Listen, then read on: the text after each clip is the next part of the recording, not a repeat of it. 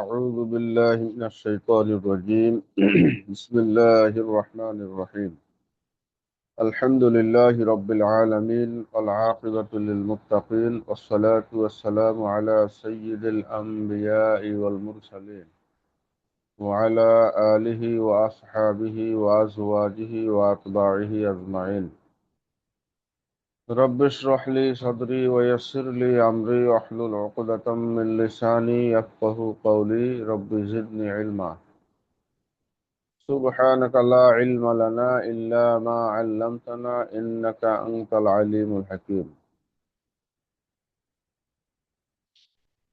মারকাজুল উলুম উত্তরায়ের ইফতা বিভাগের প্রিয় শিক্ষার্থীবৃন্দ, আমরা আল্লাহ সুবহানাহু ওয়া তাআলার শাহী দরবারে শুকরিয়া আদায় করছি, যিনি আমাদেরকে আজকে উসুলুল ইফতা ওয়া আদাবুহু এই কিতাবের দর্সে সম্পৃক্ত হওয়ার তৌফিক দান করেছেন। আমরা সেই মহান মুনিবের দরবারে শুকরিয়া আদায় করছি, আলহামদুলিল্লাহ। হেই হেই মাংস না এই যে, হ্যাঁ যাদের মাইক অন করা আছে মাইকগুলি বন্ধ করে নেন, মেহরবানি করে মাইকগুলো বন্ধ করে নেন। আমরা কোনো কিছু জিজ্ঞেস করলে মাইক অন করে কথা বলবেন, বাকি মাইক অফ করে রাখেন। তো ওলামায়ে হযরত, আমাদের গত দর্শে আমরা আলোচনা করেছিলাম তাহাইয়ুবুস সালাফে ফিল ফুতিয়া তথা ফতুয়ার ব্যাপারে ওলামায়ে সালফে সালেহিনদের সতর্কতা বা ভীতি প্রসঙ্গে।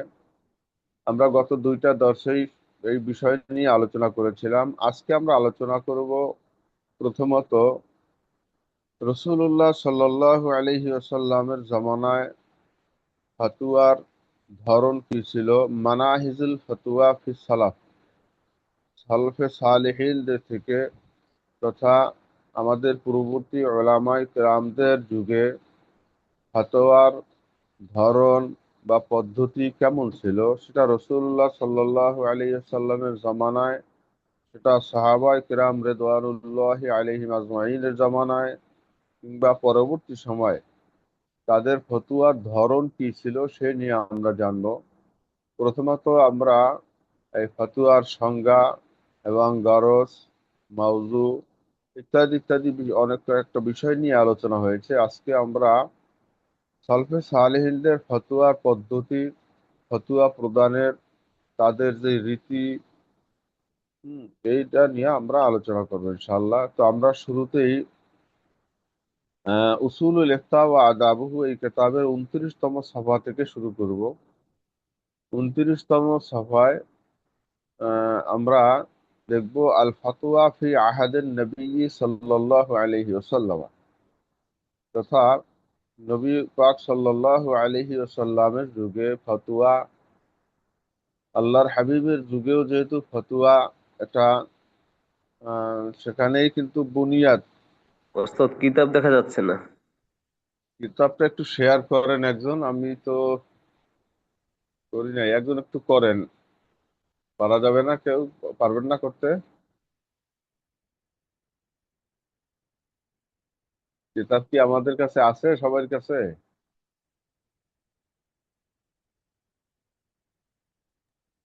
অনেকের কিতাব নাই। অনেকের কিতাব নাই।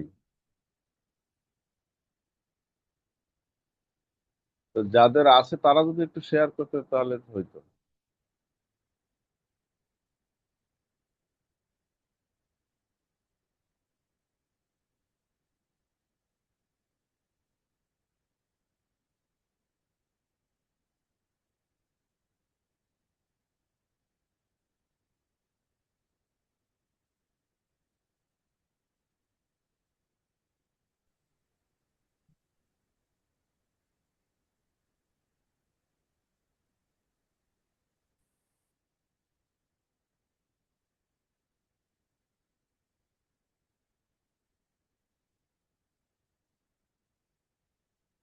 এবারে কি দেখা যাচ্ছে?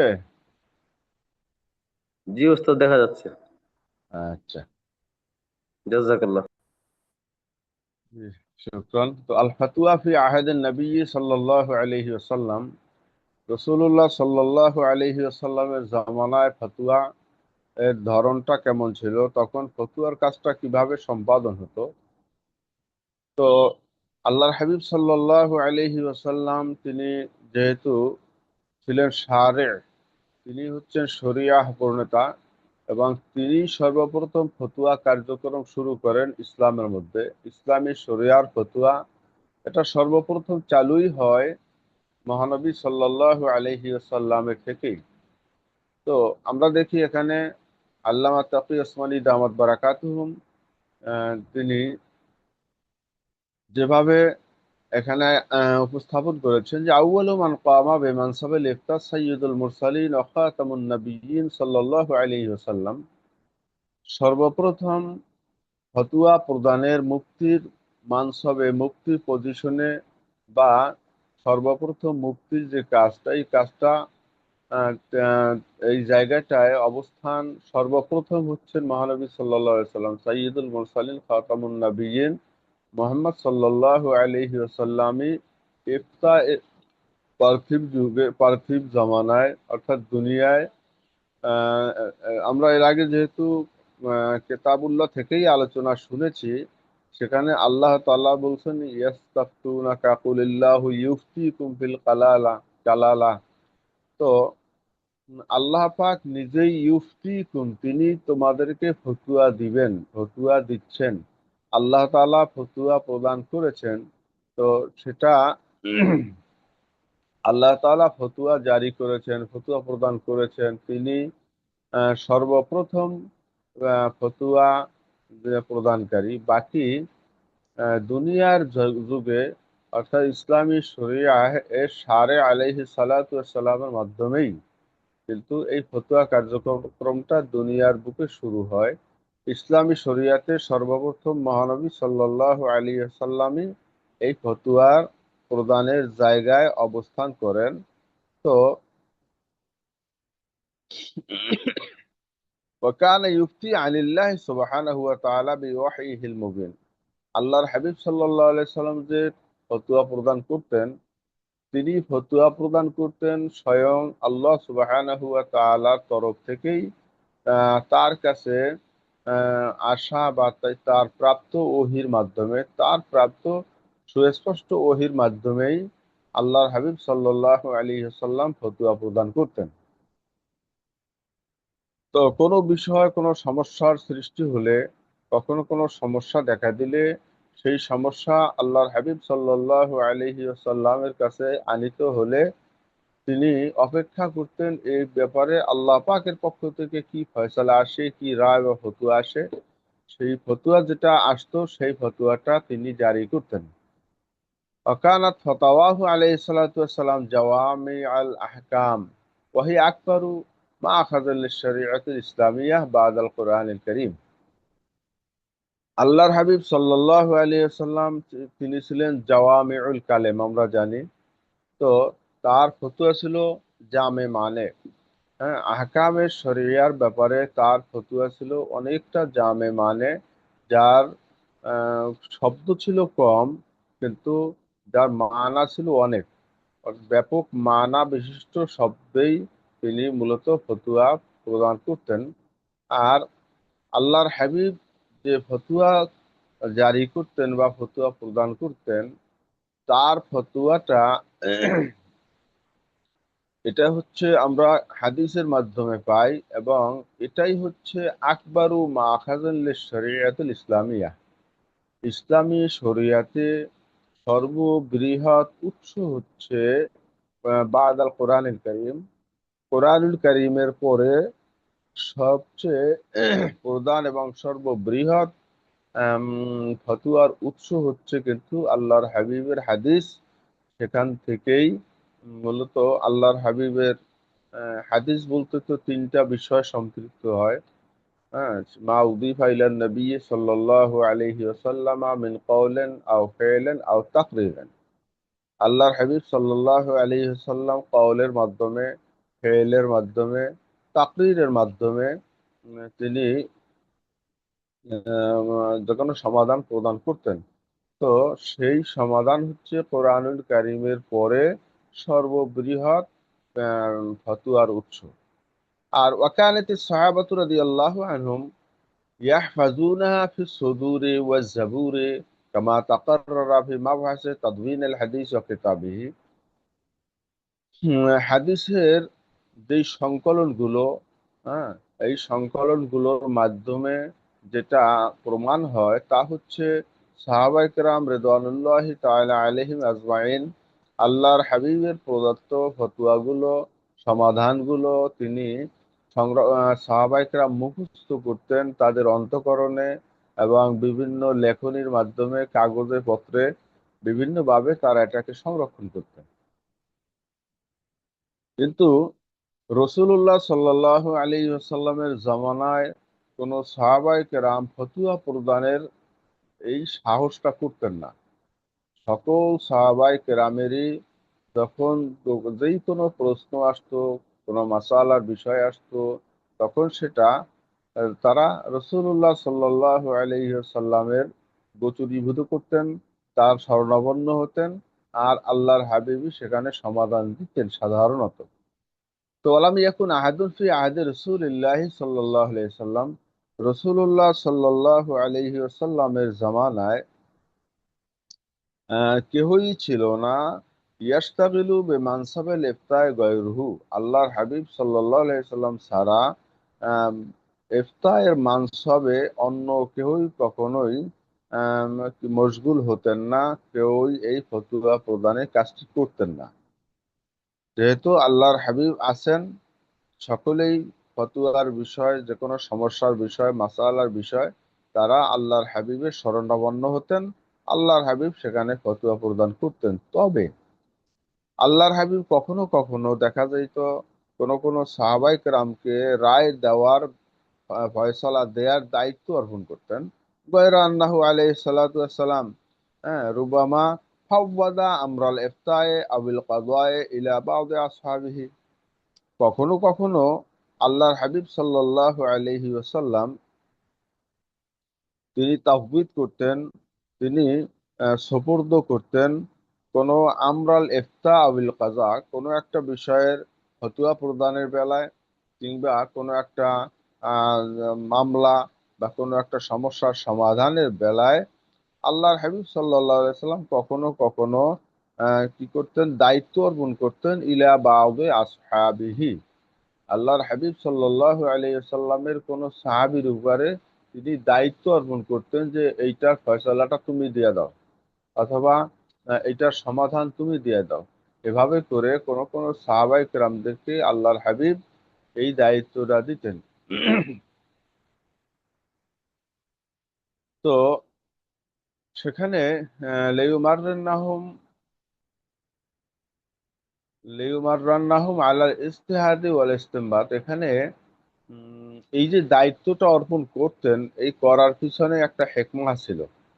আর সেই হেকমাতটা ছিল যে যাতে করে সাহাবায়ে কেরামদেরকেও অনুশীলন করাতে পারেন, আল্লাহর হাবিব সাহাবায়ে কেরামদের দ্বারা অনুশীলন করাতেন ইজতিহাদ এবং ইসতিনবাতের ব্যাপারে।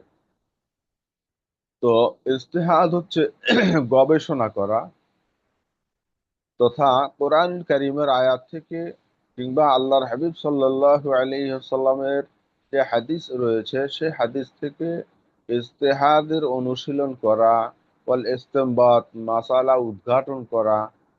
তো এটা যাতে আল্লাহর হাবিবের জীবদ্দশায় সাহাবায়ে কেরাম চর্চা করতে পারেন, এ ব্যাপারে তারা যথেষ্ট তামরিন করতে পারেন, এই উদ্দেশ্যে আল্লাহর হাবিব কখনো কখনো সাহাবায়ে কেরামকে এই দায়িত্ব অর্পণ করতেন। ইসলামা রাহুল হাকিমান আব্দুল্লাহ ইবনে আমর রাদিয়াল্লাহু আনহু। তো যেমন এখানে নমুনা পেশ করা হচ্ছে যে আল্লাহর হাবিবের জীবদ্দশায় সাহাবায়ে কেরামকেও ফতোয়ার দায়িত্ব অর্পণ করা হয়েছে। তন্মধ্যে আল্লামা হাকিম রাহিমাহুল্লাহ তিনি বর্ণনা করছেন আব্দুল্লাহ ইবনে আমর থেকে রাদিয়াল্লাহু আনহুমা থেকে, আন্না রাজুলাইনি ইখতাসামা ইলা নবী সাল্লাল্লাহু আলাইহি ওয়াসাল্লাম ফাকালা লিআমরিন ইকযি বাইনাহুমা। তো দুই ব্যক্তি এসে আল্লাহর হাবিবের সাল্লাল্লাহু আলাইহি সাল্লামের নিকটে মোকদ্দমা দায়ের করলেন। হ্যাঁ, তার কাছে দুইজন মিলে এসে একটা কি করলেন, তার একটা মামলা দায়ের করলেন। এবং ফাকাল আলী আমরেন, তখন আল্লাহর হাবিব সাল্লাল্লাহু আলাইহি ওয়াসাল্লাম আমর রাদিয়াল্লাহু তাআলা আনহুকে বললেন যে ইকযি বাইনাহুমা, আমর তুমি এই দুইজনের মধ্যে একটা ফয়সালা করে দাও। আল্লাহর হাবিব নিজে ফয়সালা না দিয়ে তিনি সাহাবীদের মধ্য থেকে আমর রাদিয়াল্লাহু আনহুকে বললেন যে তুমি এই দুইজনের ভিতরে একটা ফয়সালা করে দাও। এখন আমর রাদিয়াল্লাহু তাআলা আনহু তিনি চিন্তা করলেন আল্লাহর হাবিব সাল্লাল্লাহু আলাইহি ওয়াসাল্লাম হচ্ছেন সকল সমস্যার সমাধান দাতা, সেখানে আমি কেমন করে কোন সাহসে এই কাজ করতে পারি। তো তিনি বলেও ফেললেন যে ফাকালা আখযি বাইনাহুমা ওয়া আনতা হাজিরুন ইয়া রাসূলুল্লাহ, হে আল্লাহ রসুল আপনি যেখানে হাজির আছেন সেখানে আমি ফয়সালা করব। হ্যাঁ, আকজি, আমি ফয়সালা করব আপনি হাজির থাকতে? আমাদের তো সেই যোগ্যতা, হ্যাঁ, কিংবা সেই এলেম এটা তো আমাদের নাই। অতএব আমরা কি আপনি থাকতে ফয়সালা করতে পারি? ক্বালা নাম, আলা আন্নাকা ইন আসাবতা ফালাকা আশরু উজুরান ওয়া ইন ইজতাহাদতা ফাআখতাতা ফালাকা আজরুন। তখন আল্লাহর হাবিব সাল্লাল্লাহু আলাইহি সাল্লাম আমর রাদিয়াল্লাহু আনহুকে বললেন, আমর, হ্যাঁ তুমি ফয়সালা দাও। তুমি এই উসুলের উপরে ফয়সালা দিবা যে আন্নাকা ইন আসাবতা ফালাকা আশরু উজুরান, যদি তুমি কোনো সঠিক ফয়সালা দিতে পারো, সঠিক ফয়সালা দিলে তখন তোমার 10টি নেকি হবে। আর যদি তুমি ইজতেহাদ করো আর ইজতেহাদে তোমার ভুল হয়ে যায়, তোমার গবেষণায় যদি ভুল হয়ে যায়, তাহলে ফালাকা আজরুন, এতেও তোমার একটা নেকি রয়েছে। কোরআনুল কারীম থেকে যতখানি নাজিল হয়েছে, কিংবা তুমি আল্লাহ রসুল সাল্লাল্লাহু আলাইহি ওয়াসাল্লাম বলতেছেন তুমি আমার সোহবতে থেকে যা শিখেছো, তো এসব মিলিয়ে তুমি ইজতেহাদের মাধ্যমে এই দুই ব্যক্তির মধ্যে ফয়সালা দাও। যদি তুমি সঠিক ফয়সালা দিতে পারো তাহলে তুমি 10টি নেকি পাবে। আর যদি মনে করো তোমার ইজতেহাদে ভুল হয়ে যায়, তাহলেও তুমি একটি নেকি পাবে, যেহেতু তোমাকে দায়িত্ব অর্পণ করা হয়েছে। আবার এ ব্যাপারে আর একটা নমুনা পেশ করছেন মুসান্নেফ দামাত বারাকাতুহুম, যে মাসালু মা রাআ আন মাকিল আল মুসানি রাদিয়াল্লাহু আনহু قال আমারানি নবী সাল্লাল্লাহু আলাইহি ওয়াসাল্লাম আলা কুযিয়া বাইনা কওমিন। তেমনি ভাবে মাকিল আল মুজানি রাদিয়াল্লাহু তাআলা আনহু তিনি বর্ণনা করছেন, তিনি বলেন আমারানি নবী সাল্লাল্লাহু আলাইহি ওয়াসাল্লাম, যে রাসূলুল্লাহ সাল্লাল্লাহু আলাইহি ওয়াসাল্লাম আমাকে নির্দেশনা দিলেন যে আন আকুদিয়া বাইনা কওমেন, কোনো একটা কওমের কোনো একটা বিষয় আমাকে ফয়সালা করার জন্য, আমাকে রায় দেওয়ার জন্য তিনি আমাকে নির্দেশ প্রদান করলেন। তো এরপরে ফাকুলতু, আমি বললাম, মা উহসিনু ওয়া নাকুদিয়া ইয়া রাসূলুল্লাহ, হে আল্লাহ রসুল আমি তো সুন্দরভাবে ফয়সালা দিতে পারি না, আমি তো ভালো ফয়সালা দেওয়ার যোগ্যতা বা ক্ষমতা রাখি না। তো আল্লাহর হাবিব বললেন যে আল্লাহু মাআল কাযী মা লাম ইয়াহিফ আমাদা, দেখো ইচ্ছা করে যতক্ষণ না এই ফতোয়া প্রদানের দায়িত্ব কেউ গ্রহণ না করে, ততক্ষণ পর্যন্ত কিন্তু একজন কাজীর কাছে সাথে আল্লাহ তাআলা থাকেন।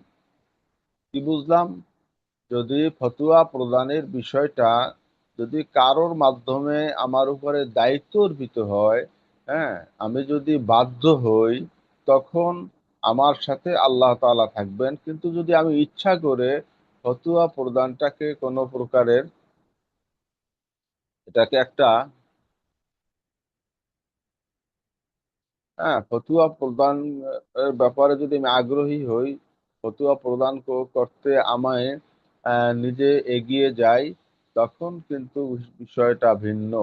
এখানে মা আলাম ইয়াহিফ আমাদা বলছেন কি, যতক্ষণ না পর্যন্ত কি হয়, ইচ্ছাপূর্বক ভাবে সে সেটায় কি হয়, নিযুক্ত না হয়, ফতুয়া প্রদানের বেলায় নিজে আগ্রহী না হয় ইচ্ছাপূর্বক, ততক্ষণ পর্যন্ত কি হবে, আল্লাহ তাআলা ওই কাজী বা মুফতি সাহেবের সাথে থাকেন। ওয়াকাযালিকা বাআসা রাসূলুল্লাহ সাল্লাল্লাহু আলাইহি ওয়াসাল্লাম, অনুরূপ ভাবে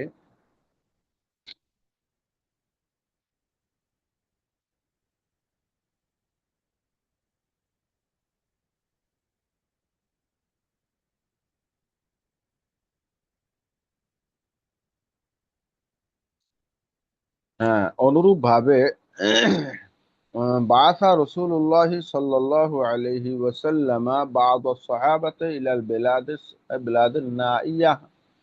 এভাবে রাসূলুল্লাহ সাল্লাল্লাহু আলাইহি ওয়াসাল্লাম দ্বীন প্রচারের জন্য কিংবা কখনো কখনো কোনো অঞ্চল, মুসলিম অধ্যুষিত অঞ্চলে কাজী হিসাবে কখনো কখনো আল্লাহর হাবিব প্রেরণ করতেন কোনো কোনো সাহাবীকে ইলাল বিলাদিন নাইয়াহ, বিভিন্ন দূর অঞ্চলে, দূরের কোনো এলাকায় আল্লাহর হাবিব সাল্লাল্লাহু আলাইহি ওয়াসাল্লাম কাযা এবং ফতোয়ার দায়িত্ব প্রদান করে কোনো কোনো সাহাবাকে দূর প্রান্তে পাঠিয়ে দিতেন।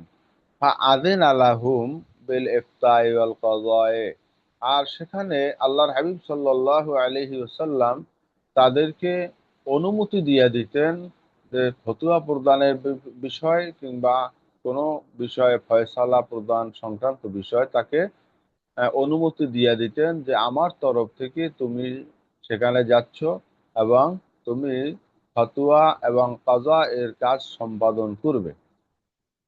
তো এই ব্যাপারে কামা আখরাজাল মুহাদ্দিসুন আন আসহাবে মুআয ইবনে জাবাল রাদিয়াল্লাহু তাআলা আনহু, যেমনটা এখানে নমুনা পেশ করা হচ্ছে, মুসান্নিফ দামাত বারাকাতুহুম তিনি নমুনা পেশ করছেন যে কামা আখরাজাল মুহাদ্দিসুন আন আসহাবে মুআয ইবনে জাবাল রাদিয়াল্লাহু তাআলা আনহু, যেমনটা মুহাদ্দিসিন কেরাম মুআয ইবনে জাবাল রাদিয়াল্লাহু তাআলা আনহু এর কিছু আসহাব থেকে হাদিস এনেছেন যে লাম্মা আরাদা আইয়াবাসা মুআযান ইলাল ইয়ামানে ক্বালা।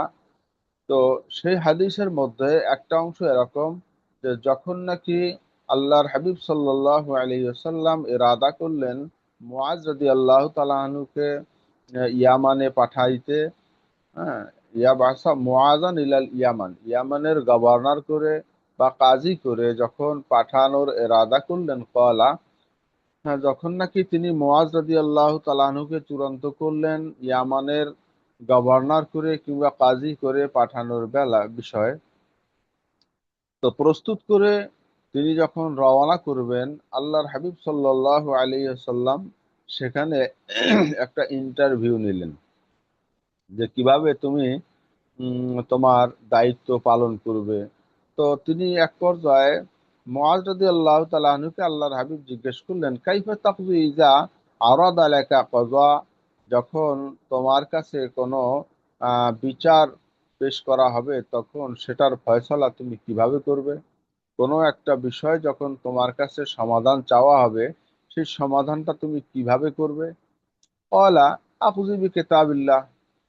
হযরত মুআয ইবনে জাবাল রাদিয়াল্লাহু তাআলা আনহু বললেন, ইয়া রাসূলুল্লাহ, আমি কিতাবুল্লাহর মাধ্যমে সে ফয়সালা করব। ক্বালা ফাইন লাম তাজিদ ফি কিতাবিল্লাহ। আল্লাহর হাবিব বললেন, মুআয, আচ্ছা ঠিক আছে, তুমি কিতাবুল্লাহর মাধ্যমে ফয়সালা করবে। এখন তুমি যেই মাসালা বা যেই ফয়সালার ব্যাপারে তুমি দায়িত্বপ্রাপ্ত হয়েছে ওই বিষয়টা যদি লাম তাজিদু ফি কিতাবিল্লাহ, যদি তুমি কিতাবুল্লাহর মধ্যে না পাও, অর্থাৎ কোরআনুল কারীমের মধ্যে এই ফয়সালা যদি তুমি না পাও, ক্বালা ফাবি সুন্নতি রাসূলিল্লাহি সাল্লাল্লাহু আলাইহি সাল্লাম। মুআয ইবনে জাবাল রাদিয়াল্লাহু তাআলা আনহু বললেন, তাহলে আমি সেটা সুন্নাতু রাসূলিল্লাহর মাধ্যমে ফয়সালা করব। ক্বালা ফাইন লাম তাজিদ ফি সুন্নতি রাসূলিল্লাহি সাল্লাল্লাহু আলাইহি ওয়াসাল্লাম ওয়ালা ফি কিতাবিল্লাহ, বললেন যে তুমি কিতাবুল্লাহর মধ্যেও পেলে না কিংবা সুন্নাত রাসূলুল্লাহর মধ্যেও সেই সমস্যার কোনো নমুনা বা সেই সমাধানের কোনো নমুনা তুমি পেলে না, তখন কি করবে? ক্বালা আজতাহিদু রা'য়ি। তো তখন তিনি বললেন কি, আমি আমার নিজের থেকে সেটা ইজতিহাদ করব। কোরআনের ভিতরে পেলে আমি কোরআন দ্বারা ফয়সালা করব, এরপরে কোরআনে পাওয়া না গেলে তখন আমি হাদিস সুন্নতে রসুল্লাহ দিকে যাব, সুন্নতে রসুল্লাহর মধ্যেও যদি আমি না পাই তখন আমি ইজতিহাদ করব। এটা শুনে আল্লাহর হাবিব খুব খুশি হলেন, সন্তুষ্ট হলেন। ফাদরাবা রাসূলুল্লাহ সাল্লাল্লাহু আলাইহি সাল্লাম সাদরাহু, আল্লাহর হাবিব সাল্লাল্লাহু আলাইহি সাল্লাম মুআজ ইবনে জাবাল রাদিয়াল্লাহু তাআলা আনহুর বুকের উপরে চাপড়ালেন। আর বাকালা এবং বললেন, আলহামদুলিল্লাহিল্লাযী ওয়াফাকা রাসূলিল্লাহি সাল্লাল্লাহু আলাইহি ওয়াসাল্লাম লেমা ইউরদি রাসূলুল্লাহ। হ্যাঁ, তো তিনি আল্লাহ পাকের দরবারে শুকরিয়া আদায় করলেন যে আলহামদুলিল্লাহ আল্লাযী ওয়াফাকা রাসূলিল্লাহ। তো ওই আল্লাহর জন্য শুকরিয়া, প্রশংসা, যিনি তার রসুলকে এমন বিষয়ে তৌফিক দান করেছেন যেটা লেমা ইউরদি রসুল আল্লাহ, যেটা তার আল্লাহ রসুলকে সন্তুষ্ট করেছে। অর্থাৎ তিনি তার ইন্টারভিউতে এত সুন্দর পারফরমেন্স দেখালেন যে তিনি সর্বপ্রথম বললেন কি, আমি কোরআন দ্বারা ফয়সালা করব। এরপরে বললেন কোরআনে পাওয়া না গেলে আমি সুন্নতে রসুল্লাহ দ্বারা ফয়সালা করব। সুন্নতে রসুল্লাহর মধ্যেও যদি না পাই আমি ইজতেহাদ করব, ইজতেহাদের মাধ্যমে আমি ফয়সালা করব। এটা আল্লাহর হাবিবের কাছে খুব পছন্দনীয় জবাব হওয়ার কারণে আল্লাহর হাবিব শুকরিয়া আদায় করলেন মহান রব্বুল আলামিনের, যে ওই আল্লাহর জন্য সকল প্রশংসা যিনি তার রসুলের রসুল। এখানে রসুলা রসুলিল্লাহ দেখেন, রসুলের রসুল অর্থাৎ রসুল্লাহ তো মুহাম্মদ সাল্লাল্লাহু আলাইহি সাল্লাম, এবং তার পক্ষ থেকে দূত হিসেবে প্রেরিত বার্তা বাহক হিসেবে যাচ্ছেন মুআজ ইবনে জাবাল। এই জন্য তিনি হলেন আর এক রসুল। তো রসুল্লাহর রসুল, রসুলা রসুলিল্লাহ। তো তাকে এমন তৌফিক আল্লাহ দান করলেন, লেমা ইউরদি রসুল আল্লাহ, যেই জবাব, যেই যোগ্যতা, যে ইউরদি রসুল আল্লাহ, যা সন্তুষ্ট করে রসুল্লাহ সাল্লাল্লাহু আলাইহি ওয়াসাল্লামকে। তো আমরা এখানে যে বিষয়টা ক্লিয়ার হলাম তা হচ্ছে ফতোয়া প্রদানের বেলায় সর্বপ্রথম আমাদেরকে যেতে হবে কোরআনুল কারীমের কাছে। এরপরে পর্যায়ক্রমে যদি কোরআনুল কারীমে পাওয়া না যায় তাহলে সুন্নাত রাসূলুল্লাহর কাছে। আমরা বর্তমান যুগে, বর্তমান সময়ে যেহেতু পরবর্তীতে ইজমা এবং কিয়াসের যে বিষয়টা এসেছে, সেখানেও কিন্তু ইজতিহাদের মাধ্যমে ওলামায়ে কেরাম ইজমা হয়েছেন। এরপরে ওলামায়ে কেরাম সেখান থেকে কিয়াস করে পরবর্তী যুগে ফতোয়া প্রদান করেছেন। আচ্ছা, এই বিষয়টায় আমরা এখানে আমরা শেষ দিকে একটু আলোচনা করব, যেহেতু অত বিস্তারিত সকল এবারত আমাদের জন্য পড়া সম্ভব হবে না। এক্ষেত্রে আমরা দেখব,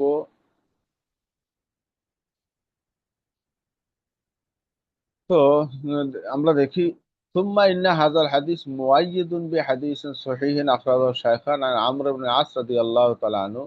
যেই হাদিস আমরা একটু আগে জানলাম, এই হাদিসখানা কি করেছেন শাইখান ইমাম বুখারী এবং মুসলিম রাহিমাহুল্লাহ, তারা এই হাদিস এনেছেন আমর ইবনে আস রাদিয়াল্লাহু তাআলা আনহু থেকে, যে তিনি বলছেন আন্নাহু সামিয়া রাসূলুল্লাহ সাল্লাল্লাহু আলাইহি ওয়াসাল্লাম, যে রসুল্লাহ সাল্লাল্লাহু আলাইহি ওয়াসাল্লাম আমর ইবনে আস রাদিয়াল্লাহু তাআলা আনহু রসুল্লাহ সাল্লাল্লাহু আলাইহি ওয়াসাল্লামকে বলতে শুনলেন যে আল্লাহর হাবিব বলছেন, ইজা হাকামাল হাকিমু ফাজতাহাদা সুম্মা আসাবা ফালাহু আজরান ওয়া ইন হাকামা ফাজতাহাদা সুম্মা আখতা ফালাহু আজরুন। যখন নাকি কোনো হাকিম বা বিচারক কোনো বিষয়ে বিচার ফয়সালা প্রদান করবে এবং সে যখন ইজতেহাদ করবে, ইজতেহাদ মানে আমি আবারও বলি গবেষণা, কোরআনুল কারীমের থেকে হাদিস সুন্নাত রাসূলুল্লাহ থেকে গবেষণা করে, সেই গবেষণার মাধ্যমে সুম্মা আসাবা ফালাহু আজরন, গবেষণা যদি সঠিক সিদ্ধান্ত বের করতে পারেন তখন সেক্ষেত্রে তার জন্য দুইটা সওয়াব, দুইটা নেকি। আর ওয়াইজা হাকামা ফাজতাহাদা, আর যখন সে বিচার ফয়সালা দিল এবং ইজতেহাদ করলো, সুম্মা আখতা, কিন্তু ভুল করলো, ভুল হলো, ফালাহু আজরুন, তারও রয়েছে একটি নেকি। তো এখানে আমাদের মাওজা ইস্তেশহাদ হচ্ছে, আমাদের মূল আলোচ্য বিষয় ছিল রাসূলুল্লাহ সাল্লাল্লাহু আলাইহি সাল্লামের জামানায় ফতোয়া প্রদানের কাইফিয়তটা কি ছিল, এ ব্যাপারে আমরা জানলাম। এ ব্যাপারে আমরা জানবো, তো আল্লাহর হাবিব সাল্লাল্লাহু আলাইহি ওয়াসাল্লামের পরে সাহাবায়ে কেরামের যেই ফতুয়া প্রদান পদ্ধতি, বিচার ফয়সালার পদ্ধতি, রায় দেওয়ার পদ্ধতি কি ছিল সে বিষয়ে মানহাজুস সাহাবাতে ও তাবেঈনা ফিল ইফতাহ, ফতুয়া প্রদানের ব্যাপারে সাহাবায়ে কেরাম রিদওয়ানুল্লাহি আলাইহিম আজমাইন এবং তাবেঈন কেরাম তাদের মানহাজ পদ্ধতি কি ছিল এ বিষয়ে আলোচনা আমরা করব।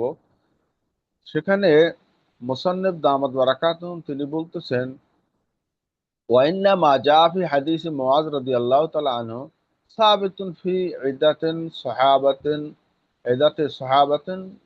العمل به। তো মুআজ ইবনে জাবাল রাদিয়াল্লাহু তাআলা আনহুর হাদিসে যেই স্টেটমেন্টটা, যে বর্ণনাটা এসেছে, হ্যাঁ, সাহাবায়ে কেরাম রাদিয়াল্লাহু তাআলা আনহুমের একটা বড় অংশ, হ্যাঁ, তারা এইটার উপরে এভাবেই আমল করেছেন, কোরআন, তারপরে সুন্নাহ, তারপরে ইজতিহাদ। ফাকাদ আখরাজ আদ-দারিমি রাহিমাহুল্লাহ ফি সুনানিহি আন শুরাইহ আন্না ওমর ইবনে আল খাত্তাব রাদিয়াল্লাহু তাআলা আনহু কাতাবা ইলাইহি, যার নমুনা বা যার প্রমাণ আল্লাহ ইমাম দারিমি রাহিমাহুল্লাহ তিনি তার সুনানুদ দারিমি এই কিতাবের ভিতরে তিনি লিখেছেন আন শুরাইহ থেকে। তিনি বলতেছেন যে ওমর ইবনে খাত্তাব রাদিয়াল্লাহু তাআলা আনহু তার কাছে একটা চিঠি লিখেন। হ্যাঁ, শুরাইহ বলতেছেন যে তার কাছে ওমর ইবনে খাত্তাব রাদিয়াল্লাহু আনহু একখানা চিঠি লিখলেন। তো সে চিঠিতে অন্যান্য বিষয়ের মধ্যে এই একটা বিষয় ছিল যে ইন জাআকা শাইউন ফি কিতাবিল্লাহি ফাকযি বিহি, তোমার কাছে যদি এমন কোনো বিষয় আসে যেটা কিতাবুল্লাহর মধ্যে রয়েছে, তাহলে তো তুমি সেটা ওই কিতাবুল্লাহ অনুযায়ী ফয়সালা দিবে। ওয়ালা ইয়ালফিতান্নাকা আনহুর রিজাল, এ ব্যাপারে তোমাকে কোনো আম, লোকেরা যেন বিভ্রান্ত করতে না পারে, অর্থাৎ কোনো প্রকারের কোনো দিকে না তাকিয়ে তুমি কোরআনুল কারীমের মধ্যে যে ফয়সালা দেয়া আছে তুমি সেখানে সরাসরি সেই কোরআনের ফয়সালাই প্রদান করবে। ফাইন জাআকা মা লাইসা ফি কিতাবিল্লাহ, আর যদি তোমার কাছে এমন কোনো ম্যাটার, এমন কোনো বিষয় আসে যেটা কিতাবুল্লাহর মধ্যে নাই, ওয়ালাম ইয়াকুন ফিহি সুন্নাতুম মিন রাসূলিল্লাহি সাল্লাল্লাহু আলাইহি ওয়াসাল্লাম, আর যদি দেখো এটা সুন্নাতু রাসূলিল্লাহ এর থেকেও এটা পাওয়া যায় না, তোমার কাছে নেই, যে ব্যাপারে আল্লাহর হাবিবের সুন্নাহ বা মতাদর্শ কি এটাও যদি তোমার কাছে না থাকে, তখন ফাংজুর মাজ তামা আলাইহিন নাসু ফাকুজ বিহি, তখন তুমি দেখবে মা ইজতামা আলাইহিন নাসু, অর্থাৎ আমরা যেটাকে ইজমায়ে উম্মাহ বলি। হ্যাঁ, তো ওলামায়ে উম্মাহ যদি কোনো একটা বিষয় দেখো যে সেটার উপরে তারা ইজমা হয়েছে, কোরআন এবং সুন্নাহর মধ্যে পাওয়া না গেলে, তখন তুমি সেই ইজমায়ে উম্মাহ, ওলামায়ে কেরামদের ইজমা কি আছে এ বিষয়ে, সেই বিষয়টার দিকে লক্ষ্য করবে। আর ফাইন জাআকা মা লাইসা ফি কিতাবিল্লাহি ওয়ালাম ইয়াকুন ফিহি সুন্নাতুম মিন রাসূলিল্লাহি সাল্লাল্লাহু আলাইহি সাল্লাম ওয়ালাম ইয়াতাকাল্লাম ফিহি আহাদুন ক্বাবলাক, যদি বিষয়টা এমন হয় যেটা কিতাবুল্লাহর মধ্যেও নেই, যেটা সুন্নাতু রাসূলিল্লাহ থেকেও পাওয়া যায় না, এবং ওয়ালাম ইয়াতাকাল্লাম ফিহি আহাদুন, এমন অবস্থা যে এ ব্যাপারে তোমার কাছে আনিত এই বিষয়টায় কোনো ওলামায়ে কেরামের কোনো কথাও পাওয়া যায় না, তখন ফাখতার আইয়াল আমরাইনে সেটা, তখন দুইটা বিষয়, দুইটা ব্যাপার, দুইটা বিষয়ের যে কোনো একটাকে তুমি পছন্দ করতে পারো, গ্রহণ করতে পারো। যদি তোমার কাছে কেতাবুল্লাহর কোনো সুস্পষ্ট নির্দেশনা না থাকে, যদি সুন্নাত রাসূলুল্লাহ নির্দেশনাও না থাকে, তখন তুমি ইজমায়ে উম্মায় যাবে। আর ইজমায়ে উম্মায়ও যদি না থাকে, তখন তোমার সামনে দুইটা অপশন থেকে তুমি যে কোনো একটাকে চুজ করবে, গ্রহণ করবে। সেটা হচ্ছে ইনশাতা আনতাজতাহিদা বিরাইকা সুম্মা তাতাকাদ্দাম ফাতাকাদ্দাম। তো যদি, তো এখানে দুইটা বিষয় তোমার সামনে, একটা হচ্ছে যে তুমি এখানে তোমার ইজতিহাদের মাধ্যমে কোনো একটা রায়কে তুমি অগ্রাধিকার দিবে, তাহলে তুমি সেইটা অগ্রাধিকারও দিতে পারো।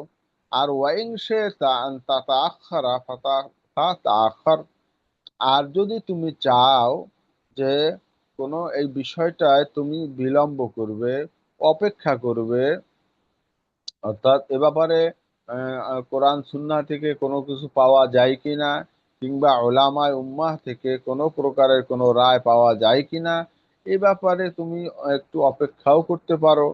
তবে এখানে আমার মতামত হচ্ছে ওয়ালা আর তাখির ইল্লা খায়রাল লাকা। তো আমার দৃষ্টিতে এখানে ওয়ালা আর তাখির ইল্লা খায়রাল লাকা, আর তুমি যদি অপেক্ষা করো সেই অপেক্ষাটাই তোমার মধ্যে কল্যাণ রয়েছে বলেই আমি মনে করি। অর্থাৎ এখানে দুইটা অপশন, কোরআন সুন্নাহ ইজমার মধ্যে পাওয়া না গেলে তখন তুমি ইজতেহাদ করবে। ইজতেহাদের মাধ্যমে কোনো একটা জিনিস যদি তোমার কাছে রাজেহ হয় তখন তুমি সেটাকে তারজিহ দিবে। আর যদি এমন হয় যে না, তুমি অপেক্ষা করবে, যে ব্যাপারে তুমি ইজতিহাদ করবে না, বরং ওলামায়ে কেরাম এর কাছে শরণাপন্ন হবে, তখন তুমি সেটা করতে পারো। তবে এটাই হচ্ছে উত্তম। অর্থাৎ নিজে ইজতিহাদ করতে গিয়ে ভুল ত্রুটি হয়ে যেতে পারে, এজন্য বিজ্ঞ অভিজ্ঞ যারা ওলামায়ে উম্মাহ আছেন তাদের শরণাপন্ন হওয়াটাই উত্তম হবে, তোমার জন্য কল্যাণকর হবে।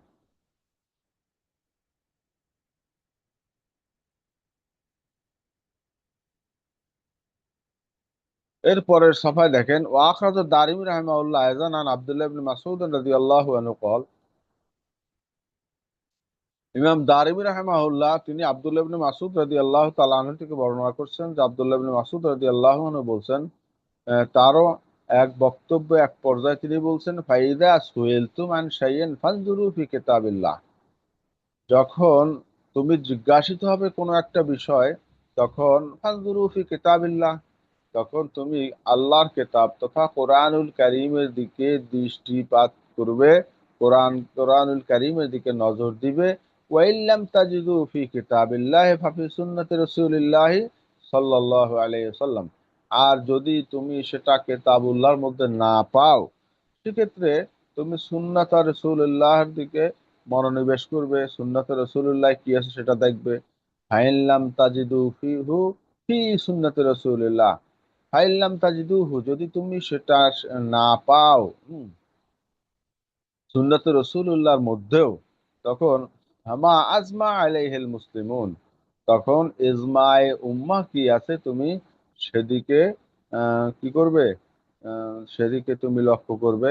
ফাইল্লাম ইয়াকুন ফি মা ইজতামা আলাইহিল মুসলিমুন ফাজতাহিদ রায়াকা, যখন তুমি দেখবে যে এ বিষয়ে ইজমায়ে উম্মারও কোনো ফয়সালা পাওয়া যায় না, তখন তুমি কি করবে, ফাজতাহিদ রায়াকা, তখন তুমি তোমার রায়ের ইজতিহাদ করবে।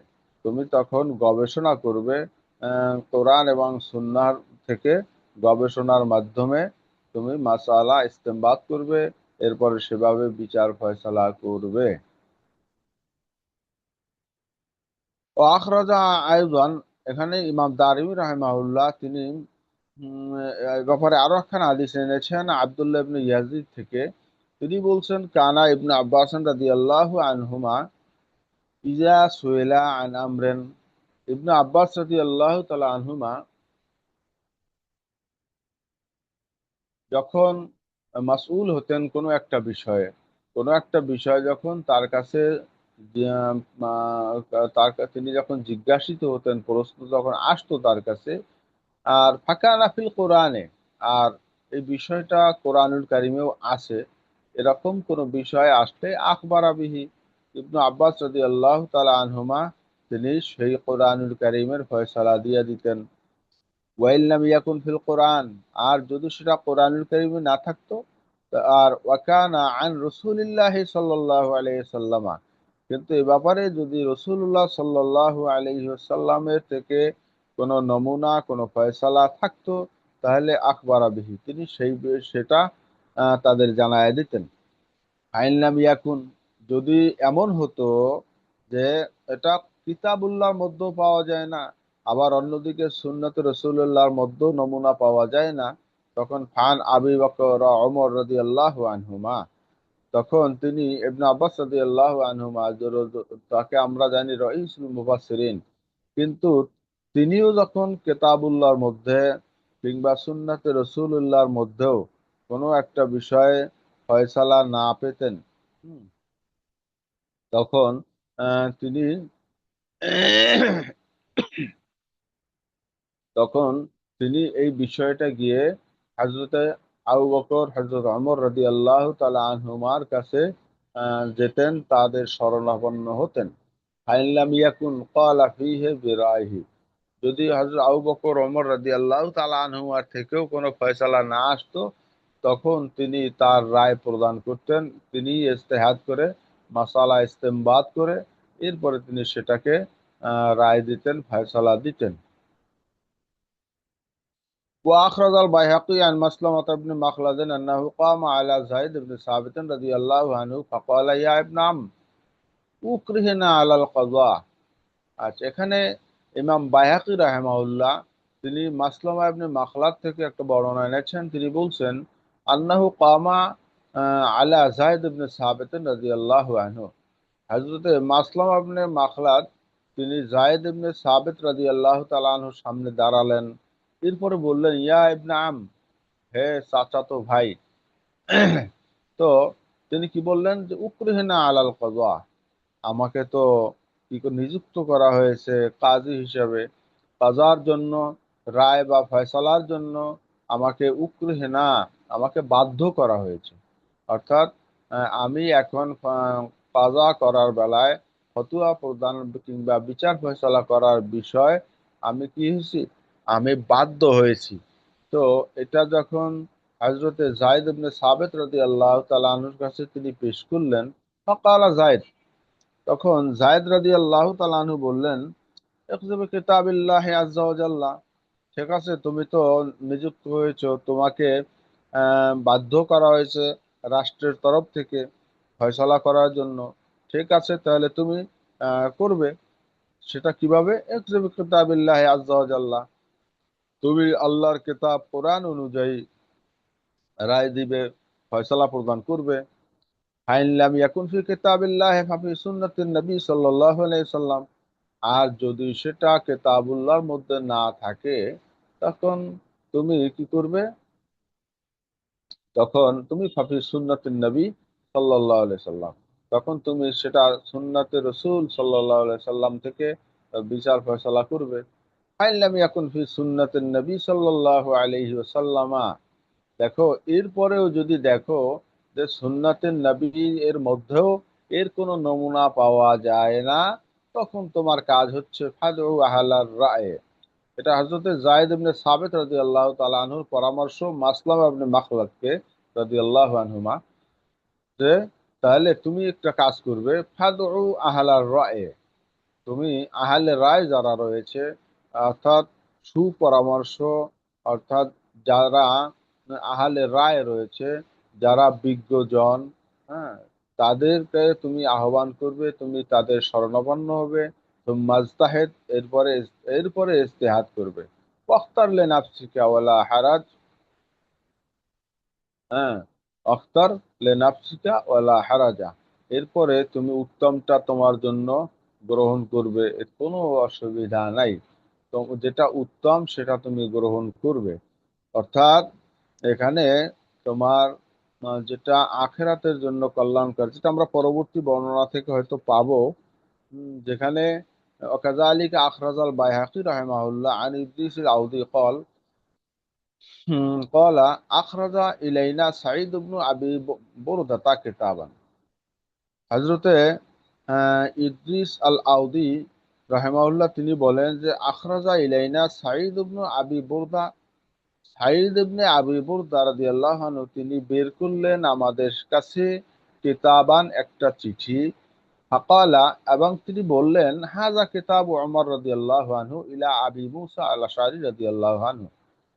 তো ইদ্রিস আল আউদি তিনি কি করলেন, তিনি বলতেছেন যে সাঈদ ইবনে আবি বুরদা আমাদের কাছে একখানা চিঠি বের করলেন, আর তিনি বললেন হাযা কিতাব ওমর রাদিয়াল্লাহু আনহু, এটা হচ্ছে খলিফাতুল মুসলিমিন আমিরুল মুমিনিন হযরত ওমর রাদিয়াল্লাহু তাআলা আনহুর পক্ষ থেকে লেখা চিঠি ইলা আবি মুসা আল আশআরী রাদিয়াল্লাহু আনহু। যে চিঠিখানা আবু মুসা আশআরী ছিলেন প্রাপক, হযরত ওমর রাদিয়াল্লাহু আনহু ছিলেন প্রেরক। তো ফাজাকার আল হাদিস, এবং তিনি বিস্তারিত হাদিস বয়ান করে একটা পর্যায়ে ফিহে ওর মধ্যে, ওই আলোচনার মধ্যে একটা জায়গায় রয়েছে, ওই চিঠির মধ্যে একটা জায়গায় রয়েছে আল ফাহমা ফিমা ইয়াখতালিজু ফি সদরিকা মিম্মা লাম ইয়াবলুকা ফিল কোরআনি ওয়াস সুন্নাহ।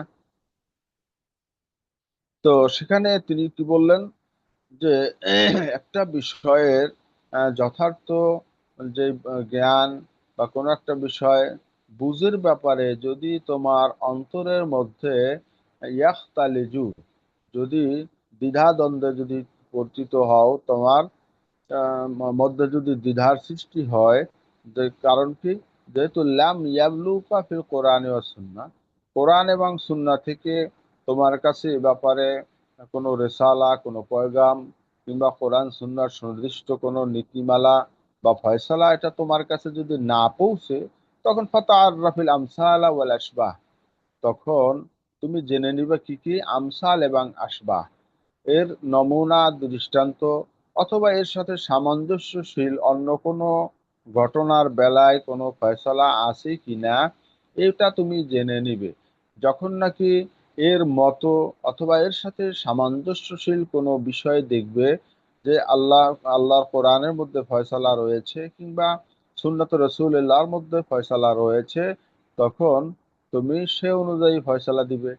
সুম্মা আকিসিল উমুরা ইনদা যালিকা ওয়ামিদ ইলা আহাব্বিহা ইলাল্লাহি ওয়া আশবাহিহা ফিমা তারা।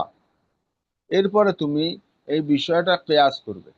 হ্যাঁ, আমরা ইতিমধ্যে কোরআন পেলাম, সুন্নাহ পেলাম, এরপরে ইজমা পেলাম, এবারে কিন্তু কিয়াসের বিষয়টা চলে এসেছে সাহাবায়ে কেরামদের যুগেই।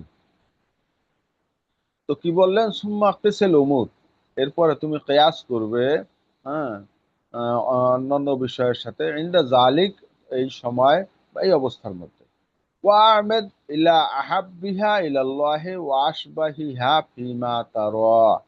আর এখান থেকে তুমি চয়েস করবে কোনটা, এখান থেকে তুমি কিয়াস করে যেই বিষয়টা নাকি কি হবে আল্লাহ সুবহানাহু ওয়া তাআলার কাছে সর্বাধিক মাহবুব মনে হবে, যেটা আল্লাহ পাকের কাছে সর্বাধিক প্রিয় মনে হবে, হ্যাঁ, ওয়াসবাহিহা ফিমা তারা, এবং তোমার কাছে তুমি যেই কিয়াসের মাধ্যমে যেই বিষয়টা তোমার মনে হয়েছে যে এটা অথবা এটা করা যায়, তো সেক্ষেত্রে যেটা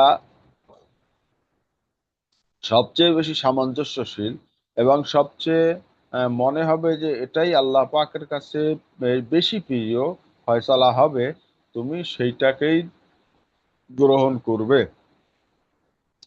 তো এখন তালখিস, মুলাক্খাস কথা বর্ণনা করছেন হাউলাই সাহাবাতু রাদিয়াল্লাহু আনহুম।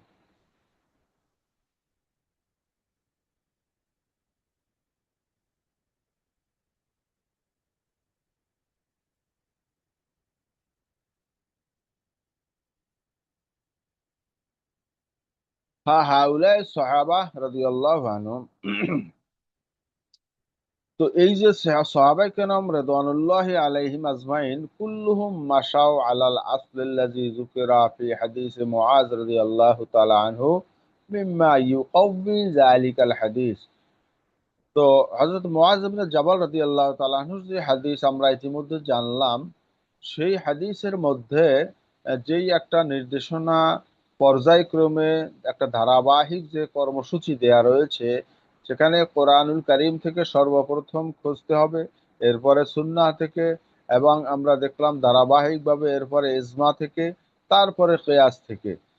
এই যে একটা ধারাবাহিকতা, হ্যাঁ, বলছেন সাহাবায়ে কেরাম রিদওয়ানুল্লাহি তাআলা আলাইহিম আজমাইন কুল্লুহুম মাশাউ আলাল আসল, প্রত্যেকেই পথ চলেছেন এই উসুলের উপরে, আল্লাযী যুকিরা ফি হাদিসে মুআয রাদিয়াল্লাহু তাআলা আনহু, আর যেটা মিম্মা ইউকাউয়ি যালিকাল হাদিস, যেটা শক্তিশালী করেছে এই যে উসুল, এই উসুলটা কি করেছে, শক্তিশালী করেছে ওই হাদিস।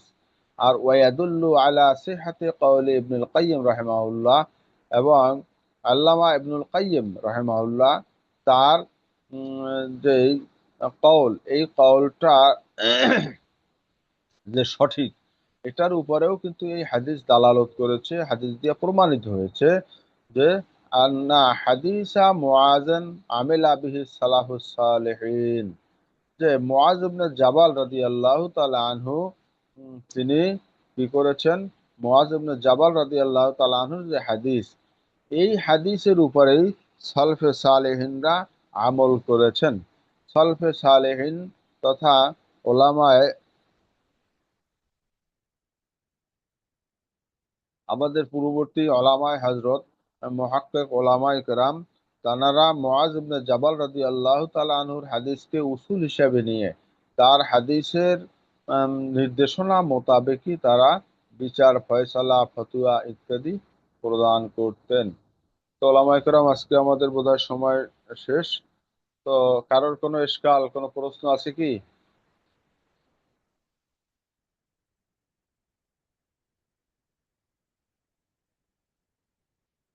কারো কোনো কথা নাই তো? আসসালামু আলাইকুম। ওয়ালাইকুম আসসালাম রাহমাতুল্লাহ। তো এখানে একটা বিষয়, যে জি আসলে আমরা যেটা বলি যে উম, আমাদের কোরআন এবং হাদিসের মধ্যে সবকিছু আছে, জি এবং যেটা আমাদের বিভিন্ন আয়াত থেকে আমরা যেটা বুঝতে পারছি যে আজকে তোমাদের জন্য পুরা দিনকে কমপ্লিট করে দেওয়া হলো। তাহলে আবার মুআয জি ইবনে জাবাল রাদিয়াল্লাহু তাআলা আনহু হাদিস থেকে আবার রসূল জিজ্ঞেস করছেন, যদি তুমি কোরআনে না পাও এবং হাদিসে না পাও, তাহলে তুমি তোমার মতামত দিয়ে দিয়ে তুমি রায় দিয়ে অর্থাৎ গবেষণা করবে। তাহলে কোরআন এবং হাদিসের মধ্যে সবকিছু আছে, এটা আমরা বলি এবং হাদিস থেকে বোঝা যায়। আবার এই হাদিসে বোঝা যাচ্ছে যে তাহলে কোরআন হাদিসের মধ্যে কিছু মাসআলা পাওয়া যাবে না। এই বিষয়টা তো একটা পেঁচের বিষয়। পেসের বিষয় না? জি, শুকরান। এখানে দুইটা দিক দেখবেন আপনি। একটা হচ্ছে হযরত মুআয ইবনে জাবাল রাদিয়াল্লাহু তাআলা আনহুকে যখন ইয়ামানে গভর্নর করে পাঠানো হয়, তখন কিন্তু কোরআনুল কারীম নাজিল শেষ হয় নাই। এরপরেও কিন্তু কোরআনুল কারীম নাজিল হয়েছে, নাকি হয় নাই? জি, হয়েছে। হয়েছে। তাহলে কোরআনুল কারীম, এটা কোরআন এবং সুন্নাহ, এটাকে কমপ্লিট কোড অফ লাইফ যেটা বলা হয়েছে ইসলাম। তো সেখানে কোরআনুল কারীম আহ, যখন নাজিল হচ্ছিল, নাজিলের পিরিয়ডে তখন কিন্তু তাকে প্রেরণ করা হয়েছিল। এরপরেও যেহেতু কোরআনুল কারীম নাজিল হয়েছে, অতএব পরে যা নাজিল হয়েছে এটা কিন্তু মুআয ইবনে জাবাল রাদিয়াল্লাহু তাআলা আনহু কোরআনে পান নাই, তখন পেয়েছেন? পাওয়ার কথা না। দ্বিতীয় কথা হচ্ছে হাদিসের বেলায় এরকম যে সুন্নাতু রাসূলুল্লাহ, আল্লাহর হাবিব মুআয ইবনে জাবাল রাদিয়াল্লাহু তাআলা আনহুকে পাঠানোর পরে অনেক ঘটনা ঘটেছে, অনেক সমাধান আল্লাহর হাবিব দিয়েছেন, যেগুলো ততক্ষণেও ঘটে নাই, যেটা মুআয ইবনে জাবাল সাক্ষী নয়। তো সেক্ষেত্রে কিন্তু ওই সময় পূর্ণাঙ্গ ছিল, তার পরবর্তীগুলো সহ হইল পূর্ণাঙ্গ। পরবর্তীতে ও যা নাজিল হয়েছে কিংবা আল্লাহ হাবিবের থেকে ফয়সালা এসেছে, এ সকল মিলিয়েই কোরআন এবং সুন্নাহই বলা হয়েছে যথেষ্ট। দুই নম্বর কথা হচ্ছে যে কোরআন এবং সুন্নাহ থেকেই মূলত ইজমা এবং কিয়াস, এটাও কিন্তু কোরআন এবং সুন্নাহরই নির্দেশনা। অতএব কোরআন সুন্নাহই যে যথেষ্ট, কোরআন সুন্নাহই এটাই কি, তারাকতু ফিকুম আমরাইন লাং তাদুল্লু মা তামাসসাকতুম বিহিমা কিতাবাল্লাহ ওয়া সুন্নাত রাসূলিহি। তো কেতাবুল্লাহ এবং সুন্নাত রসুলি, এটাই আমাদের জন্য আল্লাহর হাবিব রেখে গিয়েছেন। এই কেতাবুল্লাহর মধ্যেই দেখেন, আমি একটা মিসাল দিলে আর একটু পরিষ্কার হবেন। তা হচ্ছে, দেখেন একদল লোক এখন তারা বলে আমরা হাদিস মানি না, আমরা কোরআন মানি। জি, এই জি, আহলু বলে তো একদল, মানে গোমরাহ, সুস্পষ্ট গোমরাহ। এখন আমার কথা হচ্ছে, আপনি কোরআন মানেন, হাদিস মানেন না। আমি বলবো আপনি হাদিস মানেন না যদি বলেন, আসলে প্রকারান্তরে আপনি কোরআন মানেন না। কারণ কোরআন তো বলছে আতিউল্লাহ ওয়া আতিউর রাসূল, এরপর বলছেন কুল ইন কুনতুম তুহিব্বুনাল্লাহ ফাত্তাবিউনি, নাকি? এটা কোরআন বলছে না? তো জি, কোরআন কারিমই তো আল্লাহর হাবিবকে মানার জন্য, তার ইত্তেবা করার জন্য, তার কথা মেনে চলার জন্য কোরআন তো নির্দেশ করেছে। আর আপনি বলবেন তার হাদিস মানি না, কিংবা আল্লাহ রসুলের ব্যাপারে তারা বিভিন্ন বিশুদ্ধারও করে থাকে। তারা কোরআন মানার নামে যে সমস্ত ভণ্ডামি করে, মূলত কোরআনুল কারীম মানতে গেলেই আপনাকে আল্লাহর হাবিবের মোহাব্বত রাখতে হবে, আল্লাহর হাবিবের ইত্তেবা করতে হবে, এতাআত করতে হবে। যদি আল্লাহর হাবিবের এতাআত করতে হয় তাহলে হাদিস মানতেই হবে। আল্লাহর হাদিস কোরআনের কোন আয়াতের ব্যাখ্যায় কি বলেছেন, এটা হাদিস ছাড়া আপনি কই পাবেন বলেন? তো সেক্ষেত্রে আল্লাহর হাবিবকে মানতে হলে, কোরআনকে মানতে হলে আল্লাহর হাবিবকে মানতেই হবে, কোরআন হাদিসকে মানতেই হবে। তো সেক্ষেত্রে কোরআন মানা মানে হচ্ছে হাদিস মানা, হাদিস মানেন না মানে কোরআনও মানেন না। অতএব আমরা যে ইজমা কিয়াসের যে বিষয়টা বলেছি, এটা মূলত কোরআন এবং হাদিস থেকেই ইজমা কিয়াসের উৎপত্তি। অতএব ইজমা কিয়াস এটা কোরআন সুন্নাহর বাহিরে কোনো জিনিস না, হুবহু কোরআন এবং সুন্নাহর মধ্যে নেই, কিন্তু কোরআন এবং সুন্নাহর উসুল অনুযায়ী কিন্তু ইজমা এবং কিয়াস এই দুইটাও শরীয়তের মাম্বা, শরীয়তি মাসালার উৎস, এটা নির্ধারণ করা হয়েছে। অতএব আশা করি বুঝতে পেরেছেন। জি হজরত, জি উস্তাদ। আমি কি পরিষ্কার হতে পারলাম? জি জি জি, জাযাকাল্লাহ, শুকরান। জি শুকরান। তাহলে আজকে আমরা এখানে শেষ করছি। সুবহানাল্লাহি ওয়া বিহামদিহি, সুবহানাল্লাহিল আযীম, সুবহানাকাল্লাহুম্মা ওয়া বিহামদিকা আশহাদু আল্লা ইলাহা ইল্লা আনতা আস্তাগফিরুকা ওয়া আতুবু ইলাইক। আসসালামু আলাইকুম ওয়া রাহমাতুল্লাহ।